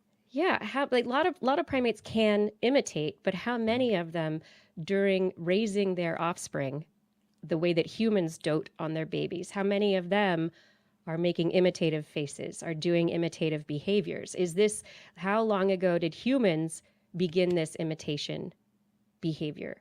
And is that one of the things that sets us apart a little bit? It also makes me wonder about child development and, parents who are, or children who are raised in environments with parents or even just individuals who are less responsive, where they don't have that input for imitation. What does that mean to how the child develops and how they learn to learn moving down the line? And not just how they learn to learn, but how they learn to interact socially. Because a lot of the social cues we have are based on the subtle art of imitation. You make other people comfortable by imitating body language and leaning in a similar way, or leaning back to make, there are certain things that we learn to do. And if you're not being taught to do that from a very, very early age. We're talking to you, close talkers. Yeah. And is there a sensitive period? Is there a period of time during which it's a really essential period of time that children get this imitation behavior? Is that important? And so this is I think a very, really interesting and important study for just our understanding of child development, social learning, and then human behavior moving forward. I think it's also evolution. How did we start imitating? Is that something that really led us on? I don't know. To be human? Yeah, it feels like this is probably a very ancient human-y thing. We've had even more expressive brows in the past than we have now. I don't know if they could do this. I don't know if you could raise your eyebrows when you hit a brow ridge.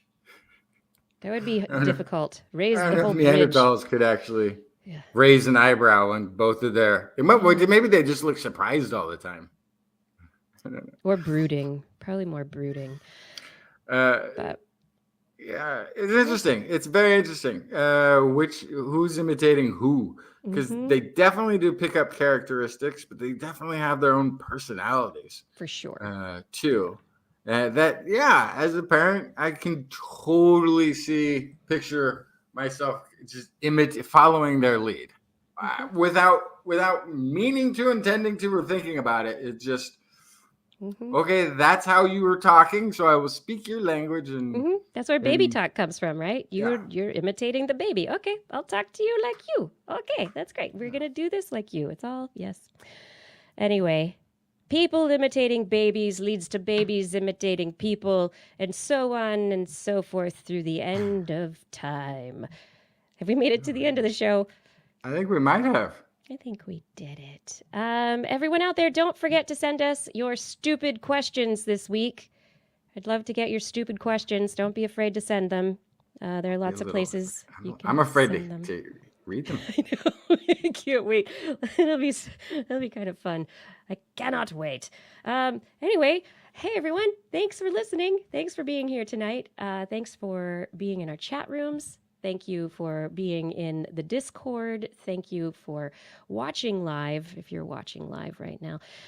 Shout outs to Fada. Thank you for your help with social media and show descriptions and show notes. Gord and Arnlore, thank you for helping in the chat rooms, making every place happy and wonderful to be. Identity4, thank you for recording. I'm sorry if my levels were off. Rachel, thank you for editing the show. You get to deal with the levels being off, so sorry about that.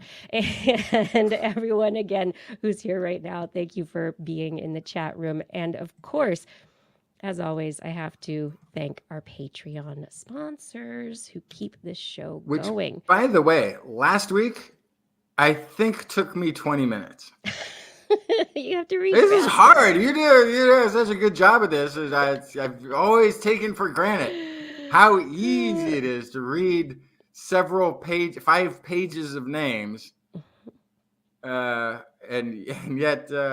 it took me forever, and I stumbled over names that I've heard a million times. I just can't say it. And I do have like a little internal thing where it's like I get really excited if I get to the end of the list without stumbling once. It's very rare, but it's I have a little celebration. Well, no pressure, because we're all paying extra close attention this time.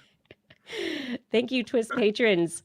Thank you to Arthur Kepler, Craig Potts, Mary Gertz, Teresa Smith, Richard Badge, Bob Coles, Kent Northcote, Rick Loving, George Corris, Pierre Velazarb, John Ratnaswamy, Carl Kornfeld, Chris Wozniak, Vegard Shefstad, Donathan Stiles, a.k.a. Don Stylo, Ali Coffin, Reagan, Shoe Bruce, Sarah Forfar, Don Mundus, P.I.G., Stephen Alberon, Daryl Myshak, Stu Pollock, Andrew Swanson, Fredus 104, Sky Luke, Paul Ronovich, Kevin Reardon, Noodles Jack, Brian Carrington, David E. Youngblood, Sean Clarence, Lamb, John McKee, Greg Riley, Mark Hessenflow, Steve Leisman, a.k.a. Zima, Ken Hayes, Howard Tan, Christopher Rappin, Richard Brendan Minish, Johnny Gridley, Clemmy Day, G. Burton Lattimore, Flying Out, Christopher Dreyer, Artyom, Greg Briggs, John Atwood, Rudy Garcia, Dave Wilkinson, Ronnie Lewis, Paul, Rick Ramus, Philip Shane, Kurt Larson, Craig Landon, Sue Doster, Jason Olds, Dave Neighbor, Eric Knapp, E.O., Adam Mishkan, Evan Parachan, Aaron Luthen, Steve DeBell, Bob Calder, Marjorie, Paul D. Disney, David Simmerly, Patrick Pecoraro, and Tony Steele. Woo! Well, thank you to all the Patreons, and amazing job, Kiki. First time back after a couple of weeks. Got through the whole list. Nailed it. List. There we go. Thank you, everyone, for your support on Patreon. And yes, we do want to make this list longer if we can. Make it tough on me. Become a Patreon supporter. If you are interested in supporting us, you can find information by clicking the Patreon link at twis.org. And on next week's show... We will be back broadcasting 8 p.m. Pacific time on a Wednesday or Thursdays, 5 a.m. Central European time from YouTube, Facebook, where else? Online at twist.org/live. You're like, all the places. Where do we go? We are all the places where the show is broadcast. Yes. If you'd like to listen to us as a podcast, look for This Week in Science. All the places podcasts are found. How does that sound? If you enjoyed the show, get your friends to subscribe too. For more information on anything you've heard here today, show notes and links to the stories, which will be either the studies or links to the stories with the study linked in them, will be available on our website, www.twist.org. And you can also sign up for our newsletter. It's such an exciting newsletter. You can contact us directly. Email Kirsten at thisweekinscience.com, Justin at twistminion@gmail.com, or Blair at blairbaz@twist.org. Just put twist in the subject line so your email doesn't get spam filtered into the neuropeptides of that worm who's wiggling away from the electric shock. Never gonna get Oh my goodness. You can also hit us up on the platform formerly known as Twitter, where we are at Twist Science, at Dr. Kiki, at Jacksonfly, and at Blair's Menagerie. And I'm starting to do a thing I'm going to stop doing pretty soon. It's Sci-X Files, where I've been putting the stories that I wrote for the other sciencey outfit I've been putting there. But I probably won't be doing that one too much longer. We'll see. We will see. And we will be back here again next week. We hope that you'll join us again for more great science news. And if you've learned anything from the show, remember, it's all in your head. This Week in Science. This Week in Science. This Week in Science. This Week in Science, it's the end of the world. So I'm setting up shop, got my banner unfurled. It says the scientist is in, I'm gonna sell my advice. Show them how to stop the robots with a simple device. I'll reverse global warming with a wave of my hand. And all it'll cost you is a couple of grand. 'Cause this week's science is coming your way. So everybody listen to what I say. I use the scientific method for all that it's worth, and I'll broadcast my opinion all over the earth. 'Cause it's This Week in Science. This Week in Science. This Week in Science. Science. Science. This Week in Science. This Week in Science. This Week in Science. Science. Science. Science. Science. I've got one disclaimer, and it shouldn't be news, that what I say may not represent your views, but I've done the calculations and I've got a plan. If you listen to the science, you may just yet understand that we're not trying to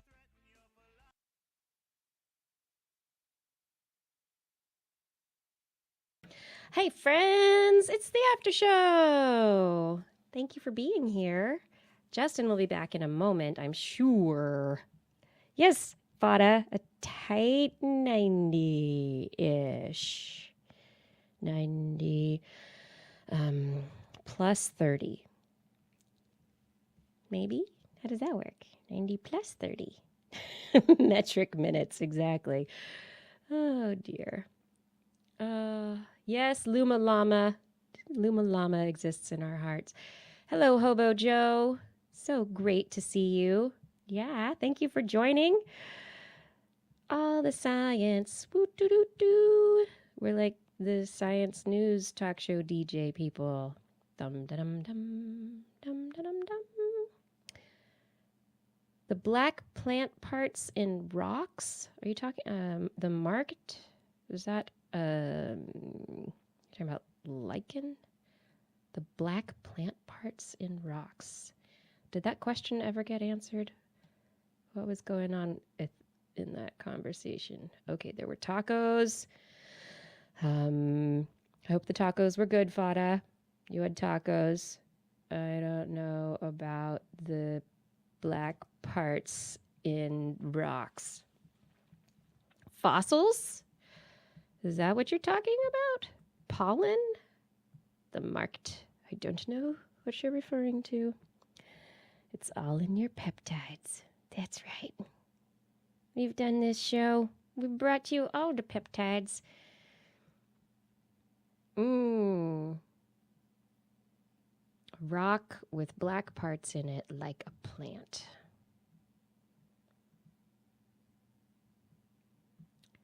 I hope you... I don't know. I don't know. Marble? The striations? Maybe it was intrusions to the sediment that was laid down for that rock. Don't know.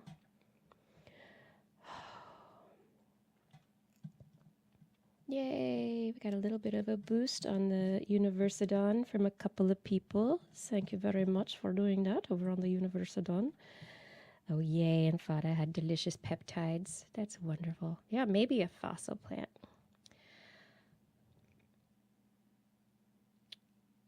Yeah, coal is a thick layer of old black dead plants, decomposed. How's it going there, Justin? Hey, everything is fantastic. What's going on? I'm just chatting, waiting for you to come back. But, you know, get ready for it's the after show, so also being tired. Oh, no. Okay. Yeah, because it's late there. It's very late there. Yeah, it's late. It's even later for our East Coasters. It's early there. Is it, 7 there now? Here? Yeah. Just coming on 7 in the morning. You have a whole day ahead of you. Oh, yeah. Yeah, I do. We have so many things ahead of us. Your cat is giving you the evil eye, Gary. Uh-oh. Yes. You should definitely feed your cat. I mean, the kitty cat evil eyes, they end poorly if you don't take care of them. That's what happens. Yes. I don't know if I have anything after showy to talk about. Oh, it was a great show last week. If you didn't catch it, I listened to it for a little while. Yeah. We rambled on for quite some time. I just noticed too that we have Christmas lights, which I do have Christmas lights. Yes. No, but I can see them. Can you not see them? No, right now? Yeah. Oh. Wait, when were they? Now they're gone. Oh, they're back. When did those get turned on? I think I did it last week trying to play with the buttons. Because I have access to stuff now. That's true. I have all sorts of weird access that I don't know what to do with. You're like, what do I do with all of this? So I remember clicked on it and nothing happened because it was on the other side or something. I don't know. But I mean, I could take away your access. That would be so nice. It's too tempting. You're like, I really don't want this responsibility. No, it's not that I don't want the responsibility. It's that I know the responsibility is in good hands. And we just did a Christmas show in September. Yes, we did. Were those there the whole show? I didn't. They were there the whole show, and That's awesome. And I thought for the longest time, I was like, oh wow, Kiki's just feeling festive. She decided to put them up, and then at some point, I realized, oh, I was clicking around on stuff last week. Maybe it's something I did. Oops. Now we've got fireworks. I put the fireworks on because it's fancy time. It's the after show. Let's have fireworks. Woohoo! I did a study this last week. Yeah. They covered a study that. Oh boy, I don't know if I just uncovered a possibly illegal scheme. Much like the oil companies say, oh, we believe in global warming, but then they hire a nonprofit organization. They give money to a nonprofit organization that's like, global, puts out all these bad global warming is a hoax stories. I think I found a connection that's like this healthcare analytics and marketing company could be working with a drug company to put out research that says a drug that they're getting sued for actually doesn't hurt anybody. And it seems, and the data doesn't match the conclusions and like all these things. And then I'm like, either I have just pulled off the lid on a huge conspiracy of misinformation, I'm missing something, or this is just how the pharmaceutical drug research industry works. And I don't know. Which that could be it very much. I don't know which it is. I don't know which it is. And I don't know how to, I'm not going to be able to delve into the details of any of it. But what was really curious though, is I learned something that I didn't know. So this was a paper in JAMA Open. JAMA Network Open. This is the one, ranitidine, right? Ranitidine, yeah. Yeah, ranitidine. So, yeah. And they have all these, they're saying that like they found no evidence in a very short-term study of cancer incidents. And they have hazard rates that are really high. They do go down and touch the one, which means you could call it insignificant result. Technically, it's, however, I'm curious of how you can have an insignificant result that you then say is significant for its insignificance if the rest of the hazard rate is so high. It kind of doesn't, and it doesn't fit with some of their conclusions. Anyway, also, it's unclear if they got their hazard rate for ovarian cancer using from the way they laid out the information, from using the entire cohort, which was, 30 to 40% men who likely didn't encounter ovarian cancer. So if that's included, which it looks when you just look at the data lines that they used the whole cohort of men and women to derive the hazard ratios for ovarian cancer. And all of that data, too, with the increased hazard ratios, is buried 50 to 60 pages deep into the supplemental material. It's at the very end of 60 pages of stuff that you have to click away from the main body of the text to get to. Anyway, the thing though that I learned that I did not know is that peer reviews are not public always. So Nature will tell you who peer reviewed it. Many times you can actually click and read the peer reviews from a lot of journals. Very often peer review is anonymous. It can be anonymous, and yet still you can read what the peer review said. So that happens also. So here's like 4 peer reviews. They don't say who it is, but you can read their peer review of the study. So there wasn't any peer review or mention of who peer reviewed it. And I was curious because the story was offered for publication and published 45 days later. There's also inconsistencies in how they represent the paper. They say it's 11 giant cohorts with 1 million people covering 6 countries, but for the primary, they used 4 cohorts, 2 of which were in the US. So really,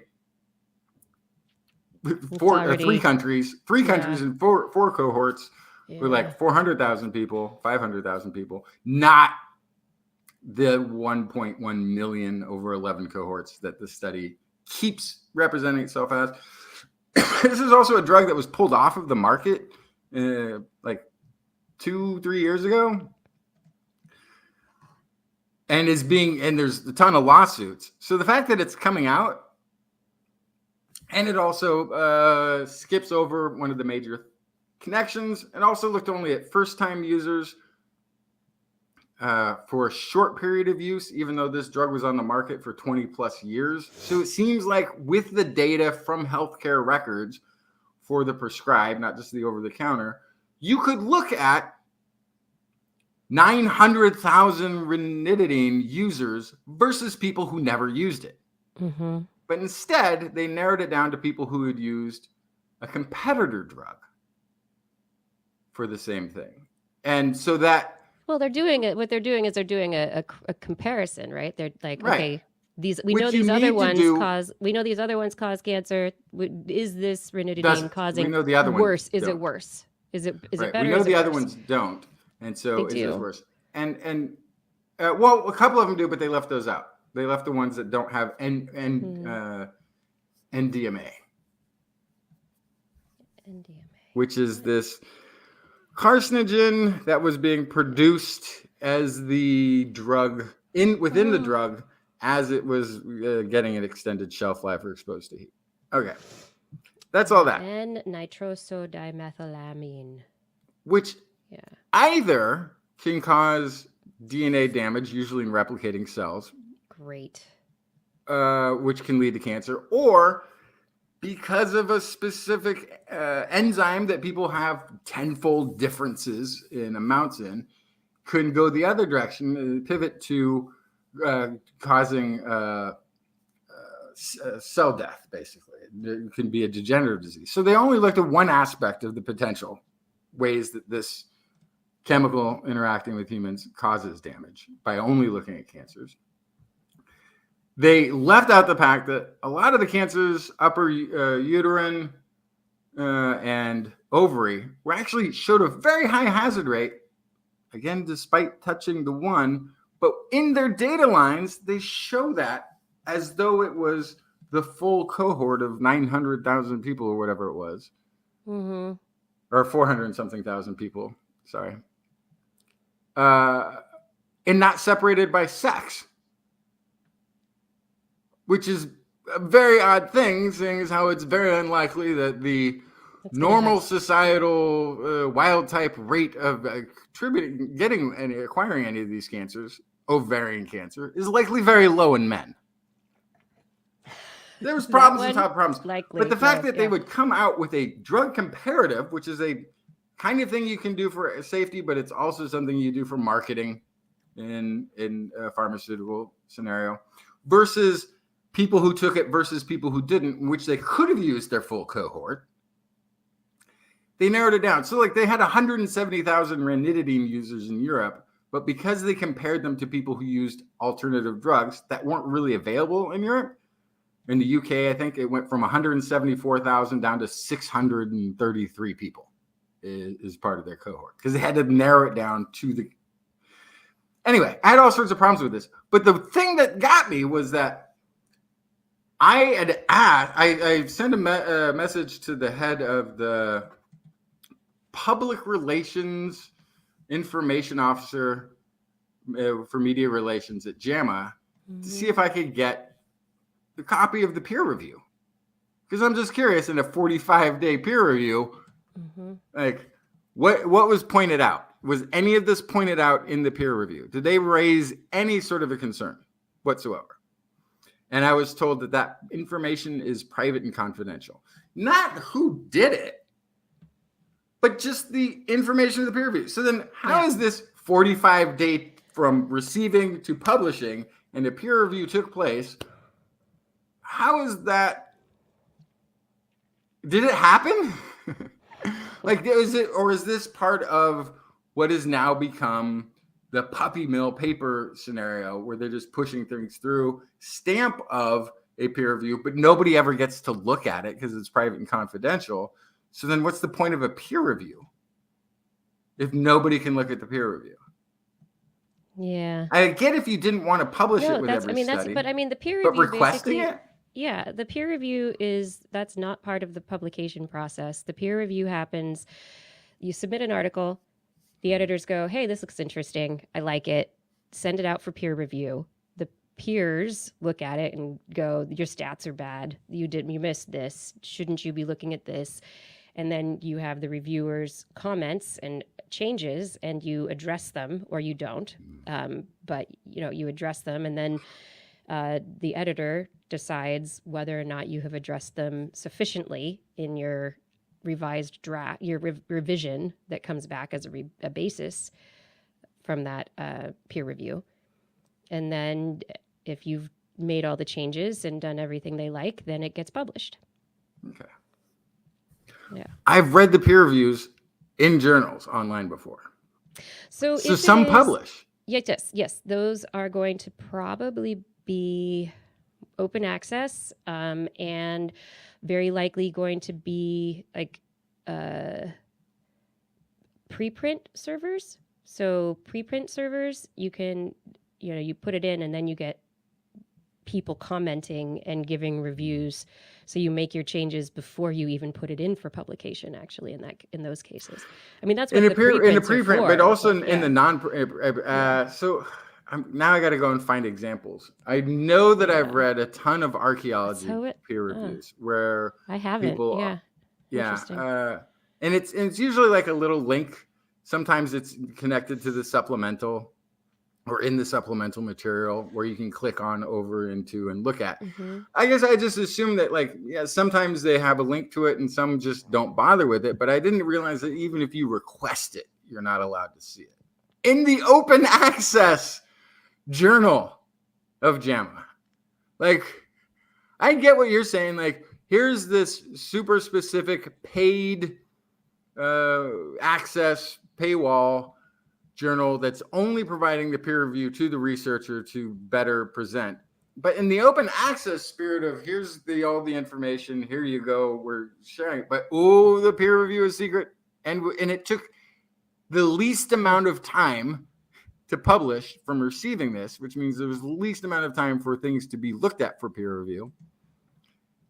And that's the one that for sure you're not going to see. I don't know. That bothered me. Yeah. But I guess it might just be normal. Again, that's just normal. It could be normal for the pharmaceutical companies to have somebody in a company that is associated with marketing for drug companies be on your study, be part of the design of your study, be part of the analysis and interpretation of your study. I guess that's normal. I also noticed, though, that this research group, number of the researchers here and the company that was involved with them, shows up if you Google in Google Scholar personal fees from this company, you will get a list. Well, they also have their conflict of interest disclosures. Yeah, they do, and they don't. Dr. Yu reported receiving personal fees from IQVIA and serving as Chief Technology Officer of Phi Digital Healthcare. Posada reported serving as contractor for Abridge AI. Grants from U.S. Department of blah, blah, blah. So IQVIA also has... here we go. Institutional fees from Amgen, Astellas, Janssen, Synapse Management Partners. Yeah. So IQVIA also has somebody... This is also interesting, right? IQVIA has somebody from IQVIA listed as an author. But they don't disclose a conflict of interest, even though the lead researcher is like, I got money from the company that's also on the paper that's listed there, if you look through it, as part of design, interpretation, supervision. They're listed all throughout this paper. There's somebody who is doing strategy at IQVIA. IQVIA's strategy is about gaining access to patients. I'm not saying they're going to try to bring ranitidine back, but it was a $4 billion a year drug. And it says in the paper that it's been removed from most markets around the world now. So except apparently India, who's like where you're going to see a lot of pro-ranitidine research probably coming out of India because they have not knocked it out completely. But it's also interesting that their first author is from IQVIA. No. Yeah. No, not the first author. Isn't it Dr. Yu? No, he's not. He's at a Korean university. Okay. There we go. A little further Sarah down. Something. Yeah. Sarah Seeger. There you are. Yeah. So but now if you go look at there's also a nexus with this. I thought it was a nonprofit, but it's not. It's a .org, ODSI, which is partly involved in trying to standardize health information that's collected. And as that gets standardized, then we can look at everything everywhere all at once. And there are a bunch of data scientists. It's kind of a cult. Private company. The thing is, a lot of their directors are now employees of IQVIA, who have now become directors there. All of the studies pretty much listed on ODSI's website are studies that have this same sort of nexus of researchers. One's the first author here, then they're the sub-author, and then somebody else is the first author, and always with an IQVIA employee on that listing. Some of those listings, the IQVIA employee says, I work for the company over here, IQVIA, that has, all these ties to industry in terms of marketing, receiving money to try to promote the company's interest. But I mean, I guess I'm looking at this though, and like the study doesn't say that it doesn't cause cancer. It does. That's not what it says. It says it doesn't, and it says it does. It's looking at the comparative risk of cancer associated with ranitidine versus other antacids that are used. Right. Correct. Yeah, and so prescription antacids, and basically it's like it's not that it doesn't. It's basically saying it causes cancer at the same rate that these others do. It's just as safe as these others. Well, but the other ones are thought not to have cause any additional cancers. That's not what it That's says. how they present it. That's not what it says. And maybe that's the way. Yeah, it doesn't. If you read it carefully, though, that's not what it says. it is, because it also it in one sense says on one line that was not associated with an increased risk of cancer compared with the use of others. Yeah. Correct. So it's correct. It's the same. It's the same risk of cancer. You can use ranitidine or these others. Your cancer risk is the same. That's what they're saying. Even though the hazard ratios for certain cancers. Now, that's true. If you look at all 16 of the cancers. All of the cancers. Yes. Yeah. Like you get hit by a bus and then the doctor shows up, the paramedics show up and they say, what happened? Oh, he was clearly not hit by all kinds of vehicles. Clearly, there's no risk of danger from helicopter. He's fine. No, he got hit by a specific helicopters. One. And so specific hazard ratios. Yep. That makes sense. Tending to be female reproductive are exceptionally higher than the rest of them. Which is so weird. It isn't because... Well, I guess it's the dividing cells. Yes. That's what it is. Exactly. And I went to try to drill down and say, like, are any of these cancers women of reproductive age? Because it was from ages, I think, 20 to wherever you could be in this. And they specifically withheld age-specific information of the results because of privacy. They didn't want anything to get, there's a possibility that this anonymous data that they curate and provide could have been de-anonymized, I can't say the word, by... De-anonymized. Thank you.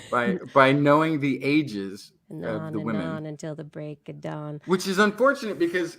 The fact that this drug is known to interfere with DNA replication and cell replication means that the fact that it is upper uterine and ovary is high. And even the claim that stomach wasn't.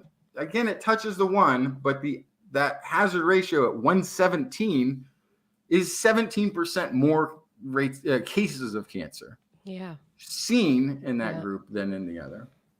17% is a lot. 26% for ovary cancer.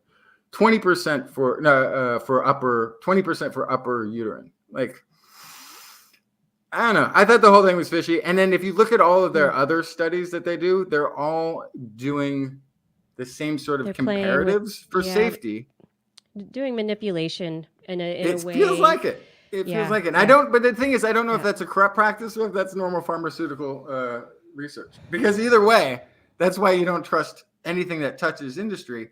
And then the tricky thing is you can't tell it's touching industry if the lead researcher is always represented as somebody from a university. And then deep below them, sometimes not explaining that they work for a major pharmaceutical marketing company. They're on the paper because they provided direction or assistance in some way. But that assistance, there's a level you have to reach to be listed as an author on the paper. You have to have contributed to some substantial way. Otherwise, you can be in a thank you for assisting with, here's the data collection methods that you can be used. Let me train you on that. That's a thank you. That's not an author. Okay. But the author who is working for Inquivia, is listed as concept, design, analysis, interpretation, supervision. Like they're listed all through the roles, not just a cursory. We helped because there's an interaction between databases and the information you need. No, that's interpretation. It's listed under interpretation of results. Yeah. And this person works for a pharmaceutical marketing company that has the marketing lingo that you would expect a pharmaceutical marketing company to have, which is getting access to patients by leveraging data. Yeah. And if you, Like, think about it, it's, okay, we have this information, we're going to do this study, but, this company is going to be involved and, you don't want to make it reflect poorly on the ranitidine, so it doesn't cause more cancer. It doesn't, it's not bad. So how do we do it? Well, we have to look at 16 different cancers. That's how you do it. And how else? Well, we start with 11 million people, but then we narrow down that list using almost entirely one American cohort that had a follow-up time of 2.5 years. Right. If you look and at it's different from the Asian cohort, which is different from 5 the years, European, 7 years in the very German different. one, which they wiped out completely. Yeah. And the ones with the longer cohorts that they used, that's where a lot of the cancer increase shows up. And it's a minority because they used, I don't know what, off the top of my head, what the 75-80% of the cohort is from that one American short-term cohort. They So do it have also a paragraph. Yeah, you have to really read the study though, because they do have a paragraph where they say that the results from South Korea and Spanish administrative data sources or the meta-analysis from Asia demonstrated an increase in cancer risk, less than 20%, They attribute to in the ranitidine group compared with other H2RAs group. This inconsistency in the results prevented us from ruling out a potential association between ranitidine and cancer development, particularly in certain ethnic groups or healthcare systems. Right. Now, the other overriding factor there is that those studies had twice the follow-up time. Yeah. For a short-term 1 to 3 year study on a cancer development for first-time users. These weren't long-time users. They started when they just started the drug. So the fact that in 2.5 years, you saw spikes of cancer, but not that much. But in the studies that went twice that distance, that's when they started showing up. Tells you that it's a time, not an ethnicity, healthcare system.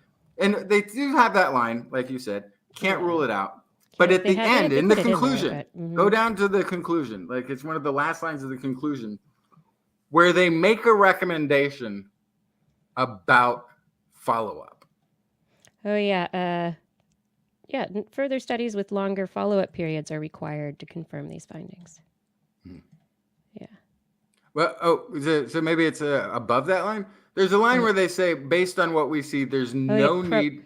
Proactive cancer screening. They do not support proactive cancer screening or surveillance. Yeah. And it might be reassuring to previous ranitidine users. Yeah.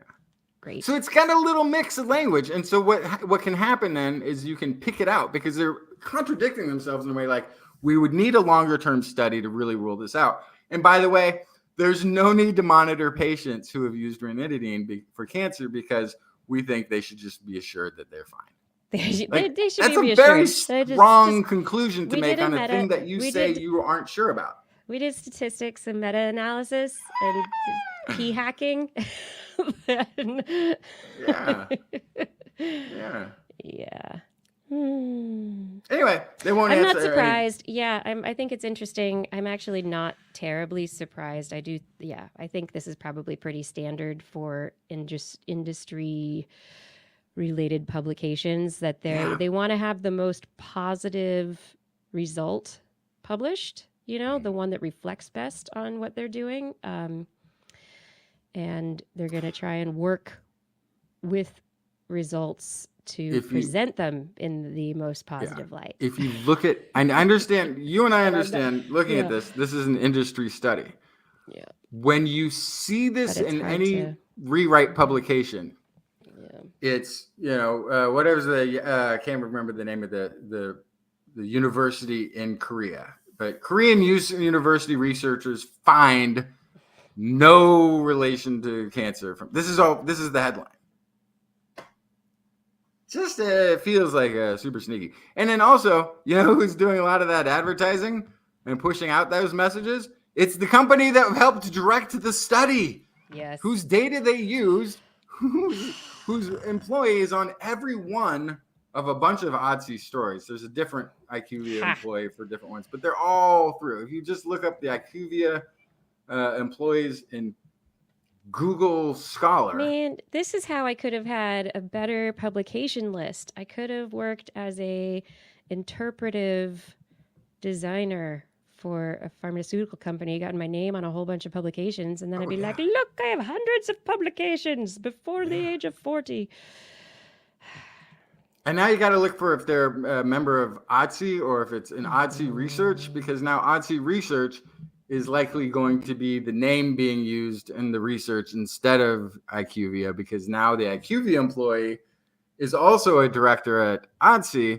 So now an ODSI research can find, and ODSI is a .org, which I've seen written up as a nonprofit, but it ain't. I can't find any nonprofit explanation on their website. They take donors from and partners from every major pharmaceutical company. But there's nothing that says, I can't find any letters of incorporation of any kind, actually, in the United States. Probably not in the U.S. I don't know what kind of organization it is. It looks like it's a private partnership of some sort, but who knows if it's owned, run? I don't know. Seems like it's all smoke and mirrors. But anyway, it either is hugely, it requires an investigative reporter to go and do some digging there, or it's just how the pharmaceutical industry works and has for a long time. And I think that's more like it. That's not good. I think that's more like it. Yeah, I know. Anyway. Thank you for discussing that. I saw you posted it in Facebook and I didn't get a chance to dive into it, but I'm glad that, yeah. It's good to hear about. I'm tired now. Okay. My brain is full. Say goodnight, Kiki. Good night, Kiki. Say good night. Say good morning, Justin. Good morning, Justin. Good night, minions. Everyone. And Blair, wherever you are. Blair, wherever you are. Good night, comb. Good night, moon. Good night, comb. Brushing the hair of the moon. Yes. Good night. And then there's that one page. That book is such a scam. There's one page that's like, goodbye, nobody. It's all blank. Like, how lazy is that? Hey, we have an odd number. We need one more. Just leave it blank. It's like, goodbye, nobody. That one I think is rather creepy. I'm like, also, you know what's goodbye, creepy? No, why are we saying goodbye to nobody? You know also what's creepy on that book? Go back and look at it. The mouse. The mittens, the little rack that the mittens are, changes. One time it's a rack, it's got socks and mittens. In another picture, it's a smaller rack and it's just the mittens. Why the change?